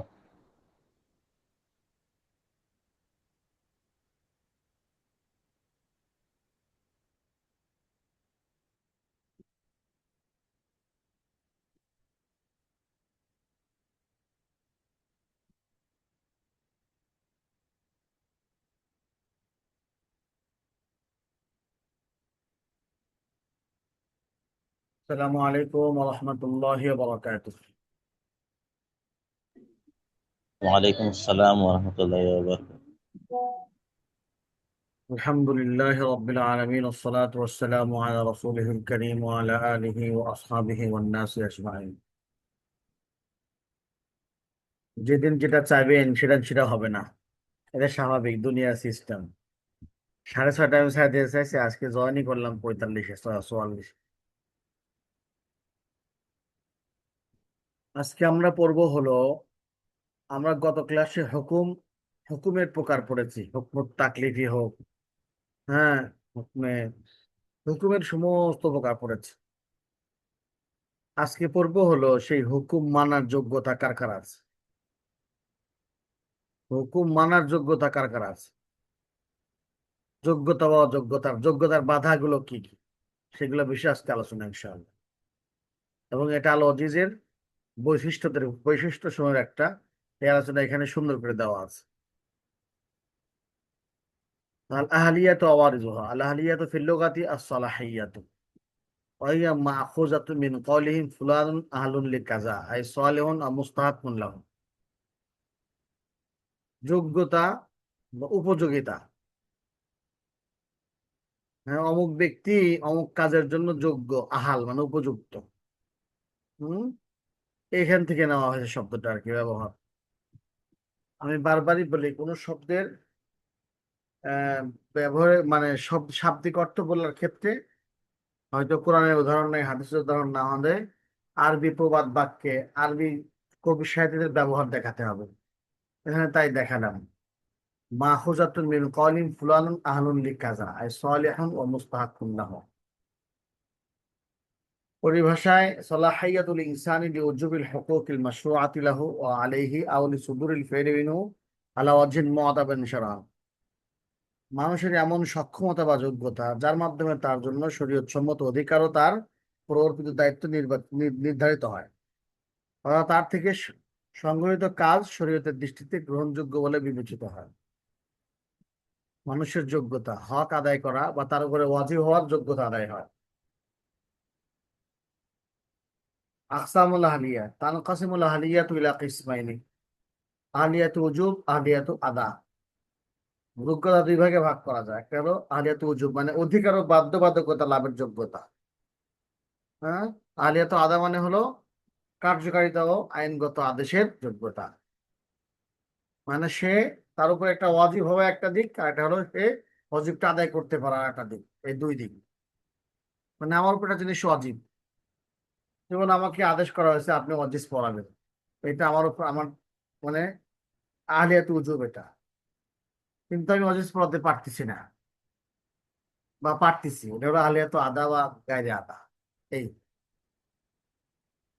আহলিয়াত উজুব ইহা সলাহিয়াতুল ইনসানি লিউজুবিল হুকুকিল মাশরুআতি লাহু ওয়া আলাইহি, আই সলাহিয়াতুহু লিআন্না তাসবুতু লাহুল হুকুক ওয়া তাজিবু আলাইহিল ওয়াজিবাত। আহলিয়াত উজুব সেটা কি? এটি হলো মানুষের এমন যোগ্যতা যার মাধ্যমে তার জন্য শরীয়ত সম্মত অধিকার সমূহ নির্ধারিত হয়, এর দ্বারা তার জন্য হকুকাত সাবেত হয় এবং তারপরে ওয়াজিবাতও সাবেত হয়। ও তাকুন হাযিহিল আহলিয়াতু বিজিম্মাহ, এটাকে জিম্মা বলা হয়, জিম্মাদারি। আই তাসবুতু হাযিহিল আহলিয়াতু লিল ইনসান বিনা আলা সুবুতি জিম্মাতিল্লাহ, অর্থাৎ এই আহলিয়ার দ্বারা মানুষের উপর জিম্মাদারি সাবেত হয়, মানে মানুষ জিম্মাদার হয়ে যায়, দায়িত্ববোধ, রেসপন্সিবিলিটি, রেসপন্সিবিলিটি যেটা হয় মুরতাদিন বিউজুবিল উজুদুল ইনসানি ফিল হায়াত, এটা হলো মানুষ বেঁচে থাকার উপরে জীবনের অস্তিত্বের সাথে সম্পর্কিত। যদি হায়াত থাকে আর কি, এগুলো সব কাহিনী হবে, হায়াত না থাকলে তো কিছু হবে না। অলিহাযা তাসবুতু লিকুল্লি ইনসানিন মিন হিনি কাউনি জানিনান ফি বাতিনি উম্মিহি ইলা আন ইয়ামুত মিন গায়রি ইলতিফাতিন ইলা আকলিন আও বুলুগিন আও তামিয়িজিন আও নাহবি যালিক। সুতরাং এই হকটা আহলিয়াত উজুবটা প্রত্যেক মানুষের জন্য সাবিত হবে, পেটে থাকা অবস্থায়ও মৃত্যু পর্যন্ত, সে আকেল হোক, বালে হোক, অথবা তামিজ গায়রে তামিজ হোক বা না হোক, সব দিক দিয়ে সে এই অধিকারটা পাবে। হ্যাঁ, তারপর আমি কিন্তু তাকসিমুল আহলিয়াতুল উজুব ইলা কিসমাইনি, আহলিয়াতুল উজুব এরকম দুই প্রকার। এক, আহলিয়াতুল উজুব নাকিসা আর কামেলা। নাকিসা কি? আইয়া সলাহিয়াতুল ইনসান, মানুষের যোগ্যতা, লিআন্না তাসবুতুল হুকুকুন দুনা আন তাসবুতা আলাইহি ওয়াজিবাত। হ্যাঁ, নাকিসা কি? অসম্পূর্ণ ওজুব। কিরকম? এটি হলো মানুষের এমন যোগ্যতা যার মাধ্যমে কেবল তার পক্ষে অধিকার সাব্যস্ত হয়, কিন্তু তার উপরে কোনো দায়িত্ব বা বাধ্যবাধকতা বর্তায় না। এটি মাতৃগর্ভে থাকা ভ্রূণ, অর্থাৎ বাচ্চা, ছোট বাচ্চা পেটে আছে, তার উপরে হক সাবেত হবে, কিন্তু তারপরে অযোগ্য কোনো কিছু নাই। যেমন সে পেটে থেকেই অরিস হবে, ওসিয়তের অধিকারী হতে পারে, নসব সাবেত হবে পেটে থাকা অবস্থায়। এগুলো আহলিয়াত উজুব নাকিসা, মানে তার উপরে এক পক্ষ থেকে হলো, মানে খালি দায়, মানে হক পাইলো সে। আর উজুব কামিলা কি? সালাহিয়াতুল ইনসান লিআন্না তাসবুতু লাহু হুকুকুন ওয়া তাজিবু আলাইহি ওয়াজিবাত, এখানে সে হকও পাবে, আদায় করার জন্য সে দায়িত্বও পাবে।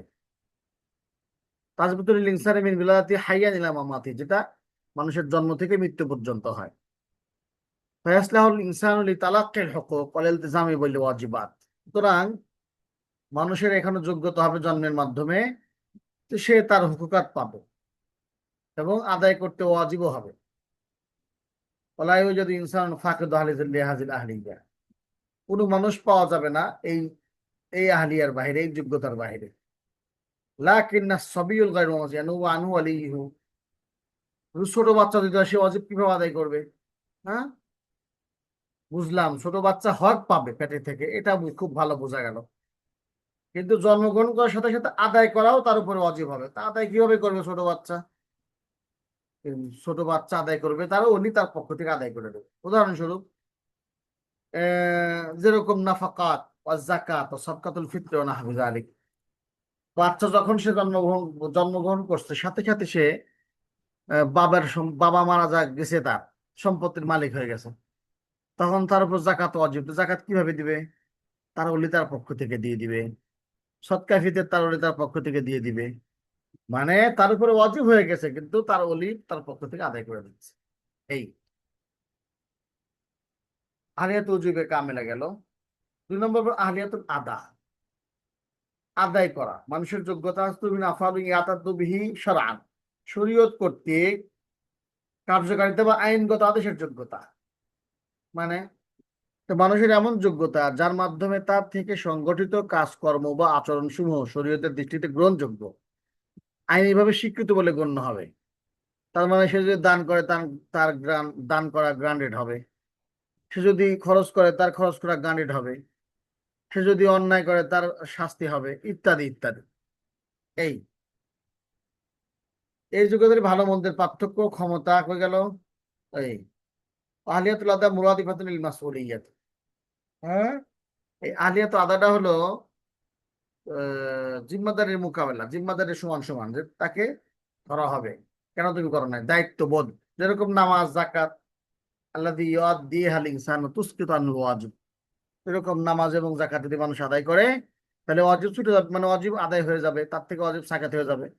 অল জিনায়া আলাল গায়রি আও মালিহি তুজিবুল মাসউলিয়াত, অথবা অন্যের উপর অন্যায় করছে, মালিক ক্ষতি করছে, তার উপরে কি জরিমানা দেওয়া জরুরি। এই জাতীয় ব্যাপার আর আহলিয়াতুল আদা মানে,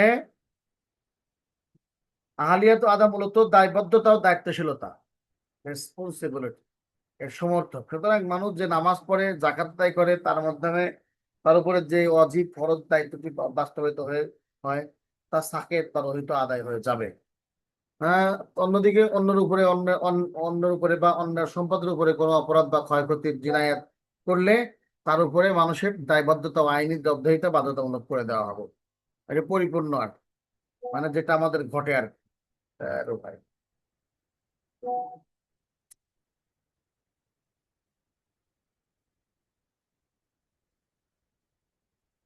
আচ্ছা, ওটা যেরকম আহলিয়াত উজুব যেরকম নাকেস কামিল ছিল, আহলিয়াত আদা এরকম দুই প্রকার। আহলিয়াত আদা নাকেসা কিরকম?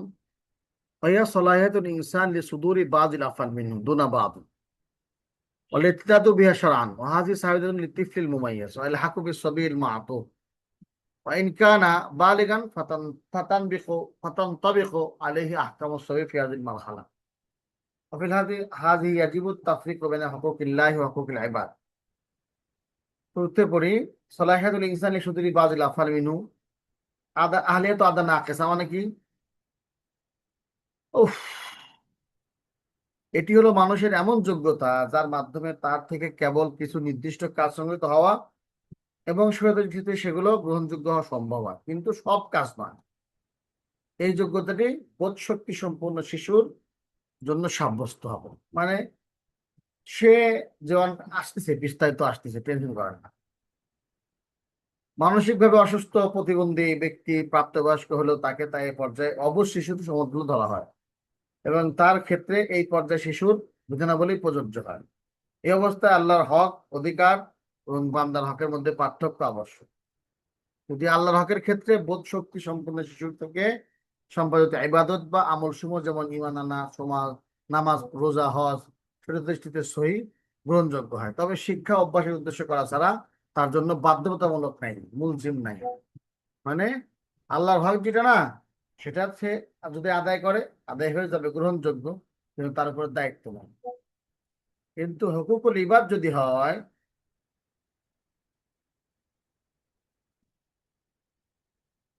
ফাইন্না তাসাররুফাতুস সাবিয়িল মালিয়াতি লাহা সালাসু হালাতিন। হ্যাঁ, যদি বান্দার হক হয়, এই আসবিউল মুমাইয়িজ, যে শিশু ভালো মন্দ পার্থক্য করতে পারে, যদি বান্দার হক যদি নষ্ট করে তাহলে তিনটা তিনটা মারহালা, এখানে তিনটা তবকা। একটা হলো তাসাররুফাতুন নাফিয়াতুন নাফআন মুহাজান কাকবুলিল হাদিয়াতি ওয়াস সাদাকাতি ফাহাযি তাসাররুফাতুন সাহিহা ওয়া তানফুযু মুতলাকান। দেখেন, সম্পূর্ণ লাভজনক লেনদেন, মানে যেমন কেউ হাদিয়া দিয়েছে কিংবা সদকা গ্রহণ করা, এই ধরনের লেনদেনের সম্পূর্ণ সহি এবং স্বয়ংক্রিয়ভাবে তা কার্যকর হবে। মনে করেন ছোট বাচ্চা আসতেই আছে আসতেই আছে মেসেজ, কথা হলো খুবই ডিস্টার্ব। তাসাররুফাতুন নাফিয়াতুন নাহফান মুহাদাম মানে হলো লাভজনক। আপনি ছোট বাচ্চাকে আপনি হাদিয়া দিলেন, সে হাদিয়া গ্রহণ করলো, এখানে কোনো ক্ষতি নাই, এজন্য সেটা নাফেজ হবে, সেটা স্বয়ংক্রিয়ভাবে কার্যকর হবে, সমস্যা নাই। বান্দার হক কিন্তু এটা তাসাররুফাতুন জরাতুন জরারান মুহাদান, খালি ক্ষতি আর ক্ষতি। যেমন কাউকে সে হাদিয়া দিছে, হ্যাঁ, মায়ের স্বর্ণের হার নিয়ে যায় একজন এক দিয়ে দিছে, যা নিয়ে যায়, এটা এটা কোনো কামের নাই আমাদের। হ্যাঁ, এইটা তা হাত জরারে মহাজা, তখনই ছোট বাচ্চার সাবিয়া মুমায়াজ হলেও তার এই হাদিয়া গ্রহণযোগ্য হবে না।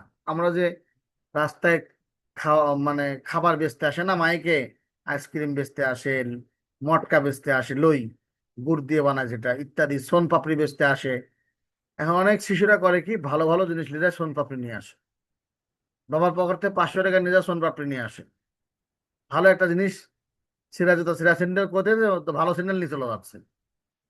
এইসব বিষয়ে বাচ্চাদের এই ব্যবসা কাজে লাগবে না, নাফেজ হবে না। লা তাসি ওয়ালা তানফুজু মুতলাকান, এটা সহি হবে না এবং নাফেজও হবে না। অক্ষ করছে অথবা তার দোস্তর কাফালত হয়েছে, দায়িত্ব দিছে, মনে করেন 7 বছর বয়স, তো তো 10 12 13 বছরের বাচ্চাদের সাথে তো চলে, ধনী লোকের ছেলে সাথে করে নিয়ে গেছে, আমি হাওলাত করতেছি, যদি না দেয় তাহলে এই ছেলেটা দিবে। এই কিন্তু ধনী লোকের ছেলে, ওই মহাজন মনে করছে ধনী লোকের ছেলে হয়তো দিবে না, এই কাফালত সহি হবে না। তাহলে যদি দররে মহজ হয়, তাহলে সেখানে তার উজুবে আদাও হবে না, উজুবে উজুব কিছুই হবে না, কোনো কিছু নাফেজ হবে না। আচ্ছা, আর 3 নাম্বার মারালা তাসারুফাত দায়রাতুন বাইনান নাফি ওয়াদ দারার, ফায়দা এবং বেফায়দার মাঝামাঝি হবে, ফায়দা এবং ক্ষতির মাঝামাঝি, যেরকম বাই বিক্রি করছে, ক্রয় বিক্রয়, ইজারা ভাড়া দিছে, লেনদেন করছে, ফাহাজি তাসমিনু বিইذن হলে, যদি অলি অনুমতি দেয় তাহলে ঠিক আছে, এর আগে আর ঠিক নেই, মাকুফ থাকবে সবকিছুই, অলি যখন অনুমতি দিবে তখন ঠিক থাকবে। তাহলে তাসাররুফাত ও গায়রে সবিল মামনু, তাহলে আহলিয়াত আদায় নাকেস, কিন্তু এটা মানে ছোট বাচ্চা সে আদায় করার ক্ষেত্রে নাকেস, উজুবের ক্ষেত্রে কামেল। আচ্ছা, এবার আহলিয়াত আদা কামেলা কিরকম? হিয়া সলাহিয়াতুল ইনসানি লিসুদুরি জামিন আফআলি মিনহু, এমন যোগ্যতা যার মাধ্যমে তার থেকে সমস্ত কাজ ও আচরণ সংগঠিত হওয়া শরীয়তের দৃষ্টিতে গ্রহণযোগ্য। বিহাইসু ইয়াসবাহু আহলান লিজামি তাকালিফ শারঈয়া, সে শরীয়তের সব আহকামের মুকাল্লাফ, ওয়াজিব আলাইহি আদা, তার উপর আদায় করা ওয়াজিব, ওয়ায়াসামু বিতারকিহা, এবং সে ছেড়ে দিলে গুনাহগার হবে, ওয়াহিয়া মুরতাবিতাতুন বিল বুলুগি মাল আকলি, এটা হলো মানুষ যখন বালেগ হয় এবং আকেল হয় তখন, মানে পরিপূর্ণ, যেরকম ওয়াজিব হয়েছে তাকে আদায় করা ওয়াজিব, মানে ওয়াজিব ও কামেল, আদায়ও কামেল, যেমন আমরা। তাহলে আমরা বুঝলাম এ পর্যন্ত, শুরু থেকে আবার এক টান দিয়ে আসি, দ্রুত বলে ফেলেছি তো। মানুষের যোগ্যতা, আহলিয়াতুল আদা, আহলিয়া মানে হলো যোগ্যতা, কে আদায় করতে পারবে, কে আদায় করতে পারবে না। প্রথম প্রকার ছিল আহলিয়াতু উজুব, আহলিয়াতু আদা, তার উপরে ওয়াজিব হওয়ার যোগ্যতা, আর এটা হলো আদায় করার যোগ্যতা, দুইটা দুই ভাবে। তার মানে অধিকার ও বাধ্যবাধকতা লাভের যোগ্যতা, অধিকারও আছে, হ্যাঁ, তাকে আদায় করাও ওয়াজিব। 2 নাম্বার আহলিয়াতু আদা মানে কার্যকরিতা, আইনগত আদেশের যোগ্যতা, মানে সে যদি কাজটা করে সেই কাজটা আইনগতভাবে বৈধ হবে। এইটা ছিল প্রথম প্রকার। উজুবটা কি? আহলিয়াতু উজুব মানুষের উপরে ওয়াজিব হয়, এটা মানুষের উপরে ওয়াজিব সাবেত হওয়া উদ্দেশ্য, এটা মানুষের জিন্দেগি হলেই হবে, ওয়াজিব সাবেত হয়ে যাবে। হ্যাঁ, আর উজুবটা 2 প্রকার, উজুবে আহলিয়াত উজুব নাকেসা, আহলিয়াত উজুব কামেলা, তার উপরে পরিপূর্ণ উজুব হবে। যেরকম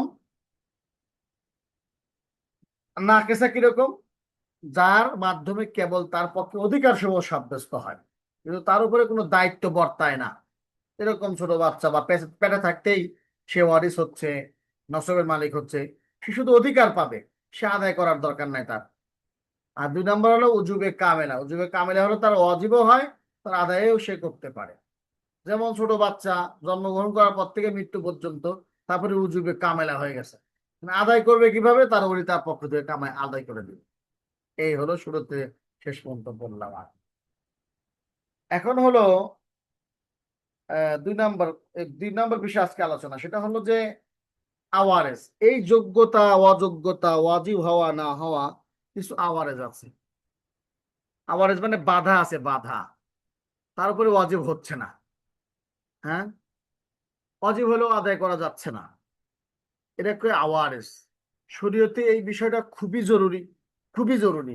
মাথা ঠান্ডা করে বিষয়টা ভালো করে পড়বেন। শুধু পরীক্ষা আসবে বা ইফতা পড়তেছেন যে পাশ করা লাগবে, বিষয় এরকম না। আপনি এই বিষয়টা ঠান্ডা মাথায় বারবার পড়বেন।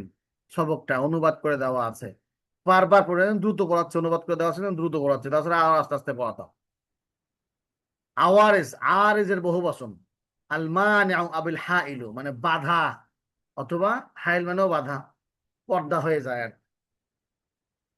ইসতিলাহ কি হিয়া আহওয়ালুন তাতরা আল ইনসান আল মুকাল্লাফ ফাতুসরিফ ফিল আহকাম আল্লাতী তাতাআল্লাকু বিআহলিয়াতিল উজুব আও বিআহলিয়াতিল আদা আনিস সুবুত লিনাকসি ফিল আকলি আও ফুকদানিহি ওয়া নাহবিহা। এগুলো মানুষের উপরে তারি হয়, আকস্মিক অবস্থা বা পরিস্থিতি তৈরি হয় যা কোনো সুনির্দিষ্ট ব্যক্তির মুকাল্লাফ মানে আহলিয়াত উজুব বা অধিকার বোধ, বাধ্যবাধকতা লাভের যোগ্যতা, অথবা আহলিয়াত আদা কার্যকারিতা বা আইনি প্রয়োগের যোগ্যতার সাথে সম্পর্কিত শরীয়তি বিধানগুলোকে প্রভাবিত করে এবং বাধাগ্রস্ত করে, যা মূলত বুদ্ধি বিবেচনার ঘাটতি, বুদ্ধি লোপ পাওয়া এই জাতীয় কোনো কারণে ঘটে থাকে। উদাহরণ দিলে ভালো স্পষ্ট হবে। আওয়ারেজুল আহলিয়া, যোগ্যতার বাধা কয়েক ভাগে ভাগ করা যায়, প্রথমত দুই ভাগে। আওয়ারেজুস সামাবিয়া, আসমানি আওয়ারেজ, লা কাসবানিল ইনসানি ফিহা ওয়ালা ইখতিয়ারা, যেখানে মানুষের কোনো ইচ্ছা নাই, যেরকম ছোট ছোট মানুষ, এই সেগারটা আসমানি পক্ষ থেকে সে ছোট। পাগল, আল আতা বুদ্ধি কম, অনিসিয়ান ভুলে যাওয়া, ঘুম, ইগমা, রিক, হ্যাঁ, মারাজ, হাইজ, নিফাস, মাউত, এগুলা সব আসমানি, এগুলা সব আসমানি রোগ।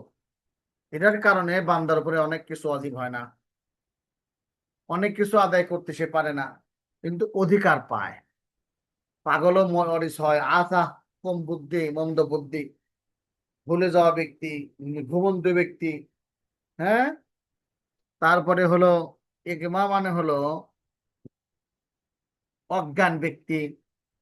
তারপরে হলো রিক মানে দাস দাস, মরাজ মানে অসুস্থ, আল হায়েজ মানে বোঝে দিত, নিফাজ মানেও বোঝেন, মৃত্যু মানেও বোঝেন। এইগুলো হলো আসমানি মুসিবত। এই মুসিবত গুলোর কারণে সে আদায় করা প্রতিবন্ধকতা হয়, আদায় করতে প্রতিবন্ধক। আর আওয়ারিদুল মুক্তাসাবা, কামাই করা, এটা কামাই, নিজে কামাই করছে, অর্থাৎ এই বাধাগুলি আল্লাহর পক্ষ থেকে না, মানুষের। এরকম আল জাহালু ওয়াস শুকরু ওয়াল হাজলু ওয়াস সাফাহু ওয়াল খতাউ ওয়াস সফর ওয়াল ইকরাহ, এইগুলা হলো নিজে কামাই করা। যেরকম অজ্ঞতা, মাতলামি, ঠাট্টা বিদ্রুপ করে কিছু করে ফেলছে, নির্বুদ্ধিতা, বেহিসাবি খরচ মানে সাফা, ভুল বা অনিচ্ছাকৃত ত্রুটি, সফর বা ভ্রমণ, জোর জবরদস্তি, হ্যাঁ, তারপরে ইকরা মানে বাধ্য করা, এবং অন্যান্য বিষয়সমূহ, এগুলো হলো কামাই করা ওয়ারেস। মানে আহকামগুলি ওয়াজিবও হবে না, ওয়াজিব হলেও আদায় করতে পারবে না, ইত্যাদি ইত্যাদি। তাহলে প্রথম প্রকার হলো আওয়ারেজুস সামামিয়া। আল মাকসুদু বিহা আল আওসাফুল্লাতি তাহসুলু লিল ইনসানি ওয়ালাতি লাইসা লাহু ফিহা কাসবুন ওয়ালা ইখতিয়ারুন ওয়া বিহাযাল ইতিবারি নুসিবাত ইলাল্লাহি তাআলা। প্রথম প্রকার হলো আওয়াজ সামাবিয়া, আসমানি, প্রাকৃতিক বা দৈব প্রতিবন্ধকতা। এটার দ্বারা উদ্দেশ্য হলো মানুষের মধ্যে ঘটে যাওয়া এমন কিছু শারীরিক বা মানসিক অবস্থা ও বৈশিষ্ট্য যেগুলোতে তার নিজস্ব কোনো অর্জন নাই, প্রচেষ্টা নাই, পছন্দের এখতিয়ার থাকে না, এটা আল্লাহর দিকে নির্ভর করা হয়েছে। তার সম্পর্কে কিছু আলোচনা করছি। উদাহরণ, আসসিগার তারিফুহু হুয়াল মারহালাতুল্লাতি তাসবাকু তুরুল বুলুগ। এই সিগার মানে বালেগ হওয়ার আগ পর্যন্ত। মারাহিল সিগার, ছোট মানুষ, মানে বয়স কম হওয়া, মানে ছোট বাচ্চার কয়েকটা মারহালা আছে।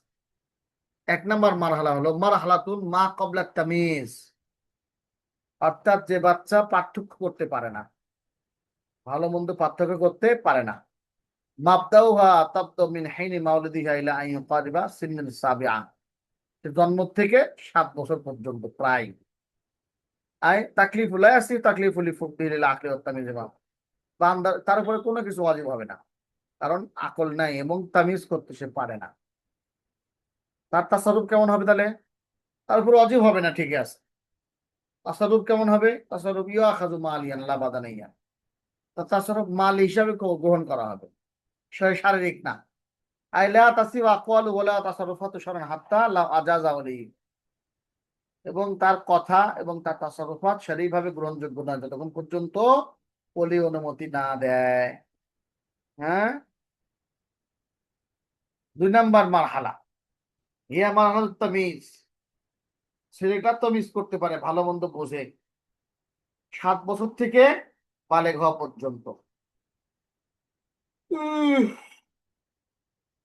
লা ইয়াসিহু তাকলিফু লিফাদলিল আকলি, তার উপরে কোনো কিছু ওয়াজিব নয় আকল না থাকার কারণে। তাসাররুফাত ইয়াখাযু মালিয়ান লা বাদানিয়ান, তার লেনদেন হলো আর্থিক দায়বদ্ধতা নেওয়া হবে, তবে শারীরিক কোনো শাস্তি বা আইনি দায় দেওয়া যাবে না। কিন্তু বর্তমান বিশ্বে 7 বছরের বাচ্চা মেলা অপরাধ করে। 7 বছর কে হোসেন, আপনি 7 বছর বলতেছেন কেন, কারণ কি? সাবাবু ইখতিয়ারিল ফুকাহা লিসসিনিস সাবিয়াতি বিদায়াতান লিল মারহালাতিত তামিজ ইনদা সগীর। ফুকাহাগণ 7 বছর ধরার কারণ, দলিল মুরু আওলাদাকুম বিসসালাতি ওয়া হুম আবনাউ সাবঈ সিনিন। আল্লাহ রাসূল বলেছেন যে তোমরা নামাজের আদেশ করো, মোতাবেক সে 7 বছরের হয়। অযরিবু আলাইহিম, তাদেরকে মারো, অহুম আবনা আশরিন, 10 বছরের বাচ্চা। ফাররিকু বাইনাহুম ফিল মাজাজি, এবং 10 বছর হলেই বিছনা আলাদা করে দাও। ওয়াল আমরু বিসসালাতি হুনা বিমাসাবাতিল আমরি বিত-তামরিন ওয়াত তাদরিব লিস-সাবিল। এখানে নামাজের আদেশটা হলো বাচ্চার ট্রেনিং করানোর জন্য। লিআজালি আন ইয়াতাদা আদাউ সলাতি ইনদা বুলুগি ওয়া কামালি আকলি, যখন তার আকল পূরণ হবে এবং বালেগ হয়ে যাবে তখন সে নামাজে অভ্যস্ত হয়ে যাবে। এখানে হলো 7 বছর ধরার যুক্তিকতা আমরা এখান থেকে দিয়েছি। 7 বছর হলে আহকাম ভিন্ন হয়। উমাইয়াজান লিআন্নাহু আসবাহা ইয়ামিযু বাইনাল আকওয়ালি ওয়াল আফআল, সে কাজকর্মে পার্থক্য জানে, ভালো মন্দ বুঝে।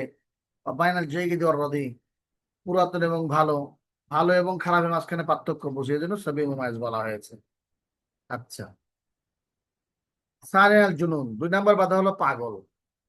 তারিফ হল ইখতিলালুল আকলি বিহাইসু ইয়ামনা মিন সুদুরিল আফআল ওয়াল আকওয়াল আলা নাজিল আকলি ইল্লা নাদিরান। পাগলের সংজ্ঞা কি? পাগলের সঙ্গে এটি হলো বুদ্ধি বিবেচনার এমন বিকৃতি বা ব্যাধি যা খুব বিরল, ব্যতিক্রম ছাড়া মানুষের সুস্থ মস্তিষ্কের মতো কথা বাক্য বলা বা কার্যক্রম সম্পাদন করা থেকে বিরত রাখে, বাধা সৃষ্টি করে। অর্থাৎ অধিকাংশ বাক্য সে শুদ্ধ বলে না, মানে বুদ্ধিসম্পন্ন মানুষের মতো বলে না, 2-1টা বলতে পারে, কিন্তু অধিকাংশ বাক্য সে মানুষের সুস্থ মানুষের মতো বলে না। এই নাউল আহলিয়াতি, এই যোগ্যতা মানে লায়ামতানিউ বিহা, এই জাতীয় যোগ্যতাটা মানা করে। লাহু আহলিয়াতু উজুবিন কামিলা লিআন্না তাসবুতু বিমাদাতিল হায়াত ওয়ালাকিন লাইসা লাহু আহলিয়াতু আদা লিজাওয়াজিল আকল। সে অধিকার হিসাবে শরীর পরিপূর্ণই, তার উপরে ওয়াজিব, হ্যাঁ, পূর্ণাঙ্গ আহলিয়াত উজুব বা আহলিয়াত লাভের যোগ্যতা থাকে, কারণ এটি কেবল জীবিত থাকার কারণেই সাব্যস্ত হয়ে যায়। তবে বুদ্ধি বিবেচনা বিরক্ত হওয়ার কারণে তার আহলিয়াত আদা থাকবে না, বরং কার্যকারের যোগ্যতা থাকে না। অজিব সব, তারপর নামাজ অজিব, জাকাত অজিব, ফিতরা ওয়াজিব, ভালো কথা কওয়া ওয়াজিব, হ্যাঁ, সবকিছু ওয়াজিব, কিন্তু তা আদায় করতে পারতেছে না পাগলামের কারণে, এজন্যই মাফ। হুকম তাকলিফি ইত্তাফাকা উলামা আন্নাল জুনুনা ইয়ামনাউ তাকলিফা ফিল জুমলা। হ্যাঁ, উলামা ইকরাম সর্বসম্মতভাবে একমত যে উম্মাদুন আওয়াত সাধারণভাবে শরীয়তের আদেশ বা নিষেধ বা দায়িত্ব এড়ানোর কারণ হিসাবে গণ্য হয়। তার মানে তার উপরে কোনো কিছু দায়িত্ব হবে না, অজীব হয়ে থাকবে, কিন্তু আদায় করার দায়িত্ব তার কাছে নাই, কারণ আদায় করার যোগ্যতাই তার নাই। শরীয়ত খুব ইনসাফ বলা। দলিল কি? নবী করিম সাল্লাল্লাহু আলাইহি ওয়াসাল্লাম বলেছেন, রুফিয়াল কালামু আন সালাসিন আনিল মাজনুনিল মাগলুব আলা আকিল হাত্তা ইয়াফিকা। শরীয়তের কলম তুলে নেওয়া হয়েছে যে যার উপরে, যে পাগল, জ্ঞান ফিরে আসা পর্যন্ত, তার উপর নামাজ কিছুই আদায় করা ওয়াজিব না, আদায় করার দরকার নাই। সালেসা, 3 নম্বর বাধা, আসমানি বাধা, আল আতাহ, মানসিক ভারসাম্যহীনতা, স্বল্প বুদ্ধিতা, পাগল নয় কিন্তু বুদ্ধি কম।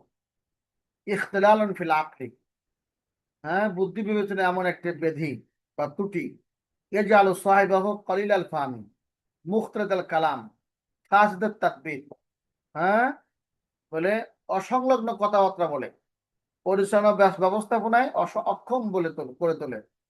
ক্ষেত্র বিশেষ ফলে তার অনুধাবন, বিচার বুদ্ধি, তামিজ সম্পূর্ণ বিলুপ্তি হোক, তামিজও করতে পারে না, মাঝে মধ্যে আজে বাজে খেয়ে ফেলে। এলা হলো আল আতা, মানে বুকা। ওয়ানু আনে আনু লা ইয়াবকা মাহু ইদরাকুন ওয়ালা তামিজুন ওয়াসাহিবু ইয়াকুনু কাল মাজনুন। এটা 2 প্রকার। প্রথম প্রকার হলো এমন মানসিক ভারসাম্যহীনতা যার সাথে কোনো প্রকার অনুধাবন বা বিচার বুদ্ধি অবশিষ্ট থাকে না, এমন ব্যক্তি উন্মাদ ও পাগলের সমতুল্য বলে গণ্য হয়। ফলে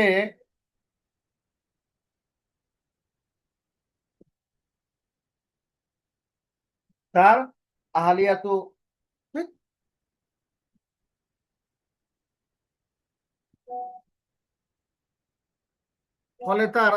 আদা কার্যকারের যোগ্যতা একেবারে শূন্য হয়ে যায়, পাগলের মতো। আর 2 নম্বর আতাওয়ান ইয়াবকামা ইদরাকুন তামিজুন, এমন মানসিক ভারসাম্য যার সাথে কিছু অনুধাবন ও বিচার বুদ্ধি তামিজ অবশিষ্ট থাকে, তবে সুস্থ মস্তিষ্কের মতো থাকে না, একটু কম থাকে। এটা কি হবে?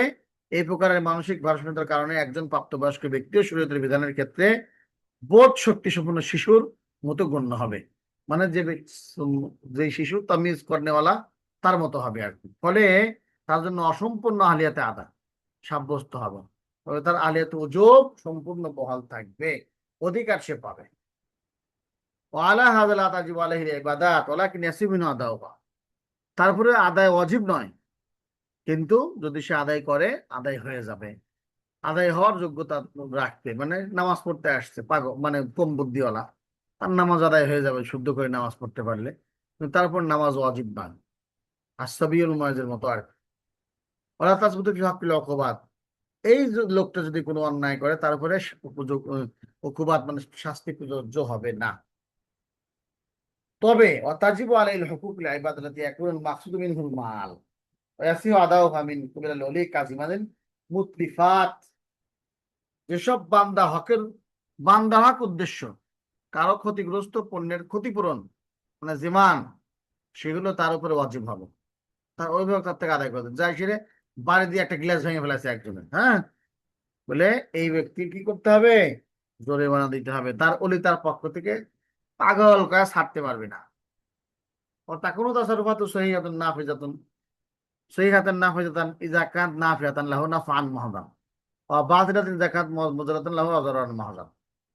ওই ছবি মুমাইজের মাসলা, যদি লাভজনক হয় তাহলে সেটা তাসাররুফ সহি হবে। যেরকম কেউ হাদিয়া দিছে, কেউ একটা জামা কিনে দিছে, হ্যাঁ, খাবারটা কিনে দিছে, সে খাইতে পারবে, অসুবিধা নাই।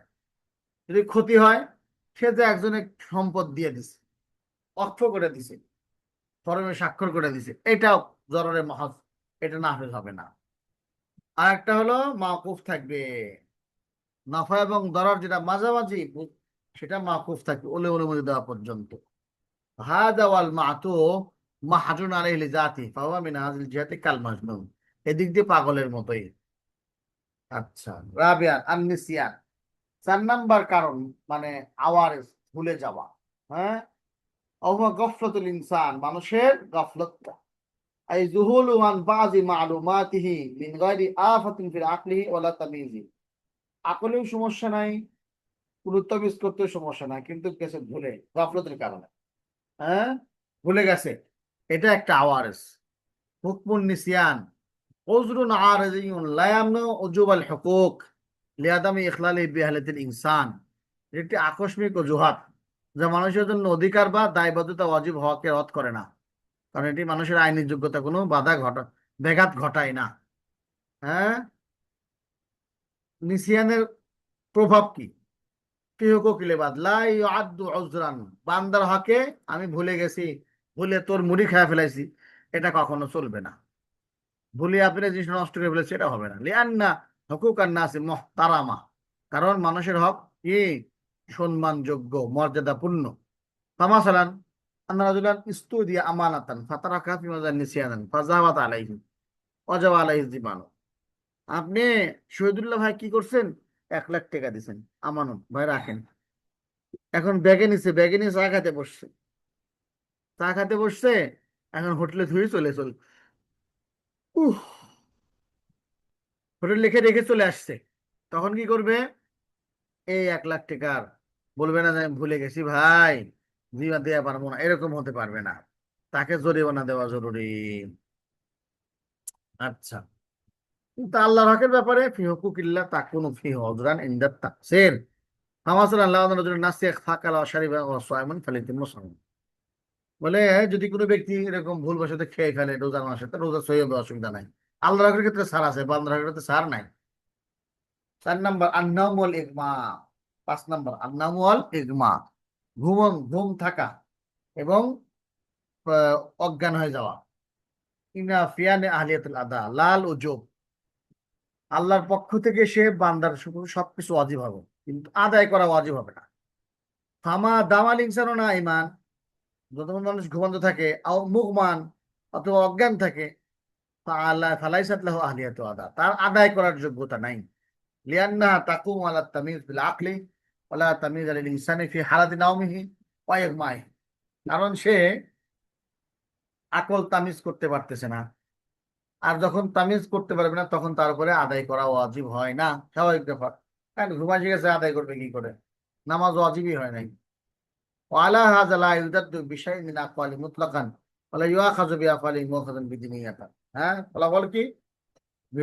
এই অবস্থায় তার কোনো কথা বাক্যই শরীয়তের দৃষ্টিতে গ্রহণযোগ্য নয়, বরং তার কাজের জন্য তাকে কোনো শারীরিক শাস্তি বা দণ্ড দেওয়া যাবে না। স্বপ্নে স্বপ্নে মেলা কিছু করে ফেলছে, এমনকি যদি সে ঘুমের মধ্যে গড়া দিয়ে তা গড়ে গড়ে আরেকজন মানুষের উপর পড়ে যায় এবং সে যদি মরে যায়, তাহলে তার উপর কেসাসও আসবে।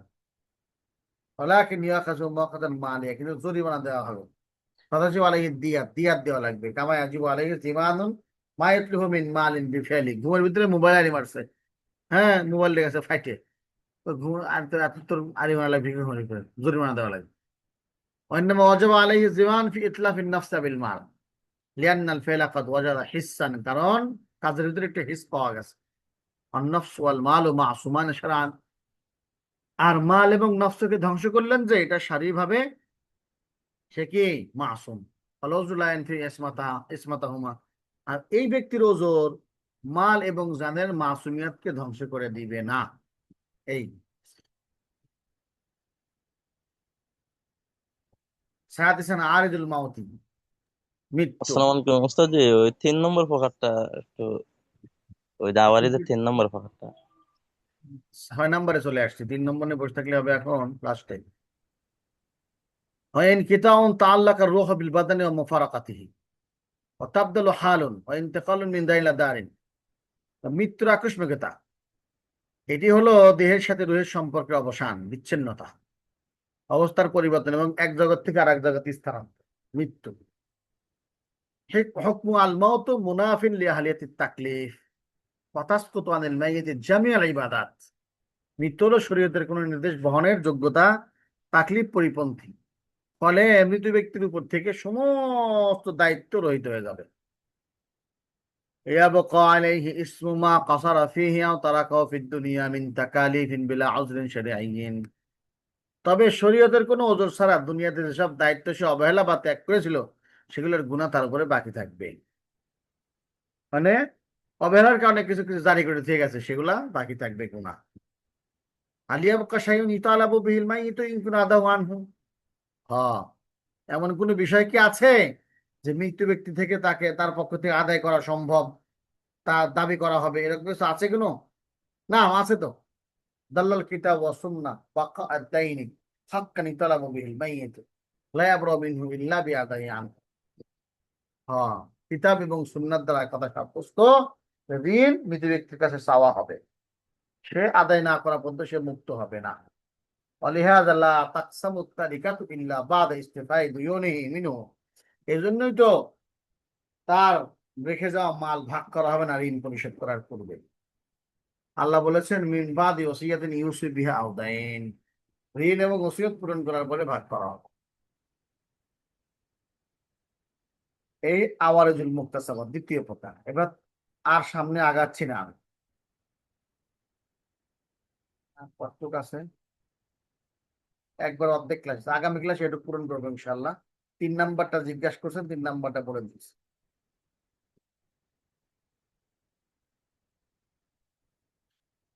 ও 3 নাম্বারটা অনেক বড়। আল নম্বরের আতা, মধ্যে একটা উদাহরণ দিয়েছিলেন যে যার নামাজ যার উপর ফরজ না, ওই উদাহরণটা বুঝিনি। কোথায়? 3 নম্বরে।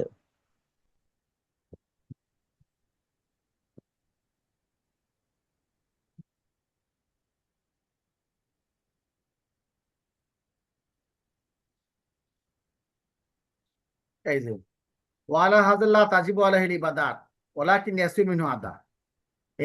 এই ব্যক্তির উপরে এবার নামাজ ফরজ হয় না, তবে সে যদি আদায় করে তা সহি গ্রহণযোগ্য হবে।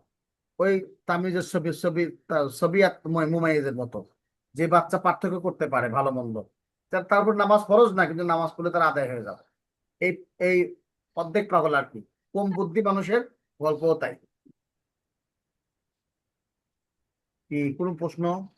এটা তো না বোঝার কিছু নাই, কারণ কি আরো খুলে কন কি বোঝেন নাই। না, অনেক মানুষ তো আছে যে আকল জ্ঞান কম, নিজের ভালো মন্দ মানে পার্থক্য করতে পারে না, কিন্তু নামাজ কি তার উপর ফরজ না? না, নামাজ তার উপর ফরজ না। নিজের লাভ ক্ষতি বুঝে না। লাভ ক্ষতি বোঝে না এমন ব্যক্তির উপর নামাজ ফরজ না। নামাজ কেন, আহ, কোনো কিছুই ফরজ না। জি, ঠিক আছে। হকুকুল্লাহ, আল্লাহর হক, কোনো কিছুই ফরজ না। বান্দার হকের ক্ষতি করে তাকে জীবন দেওয়া লাগবে। জীবন কে দিবে? তার ওলি দিবে, বান্দার হক নষ্ট করলে। আচ্ছা। এই আর কি। জি। আমি আজকে আর আগাচ্ছি না, কারো কোনো প্রশ্ন আছে? এইটুকে খুব দ্রুত পড়ালাম আজকে, জীবন প্রথম।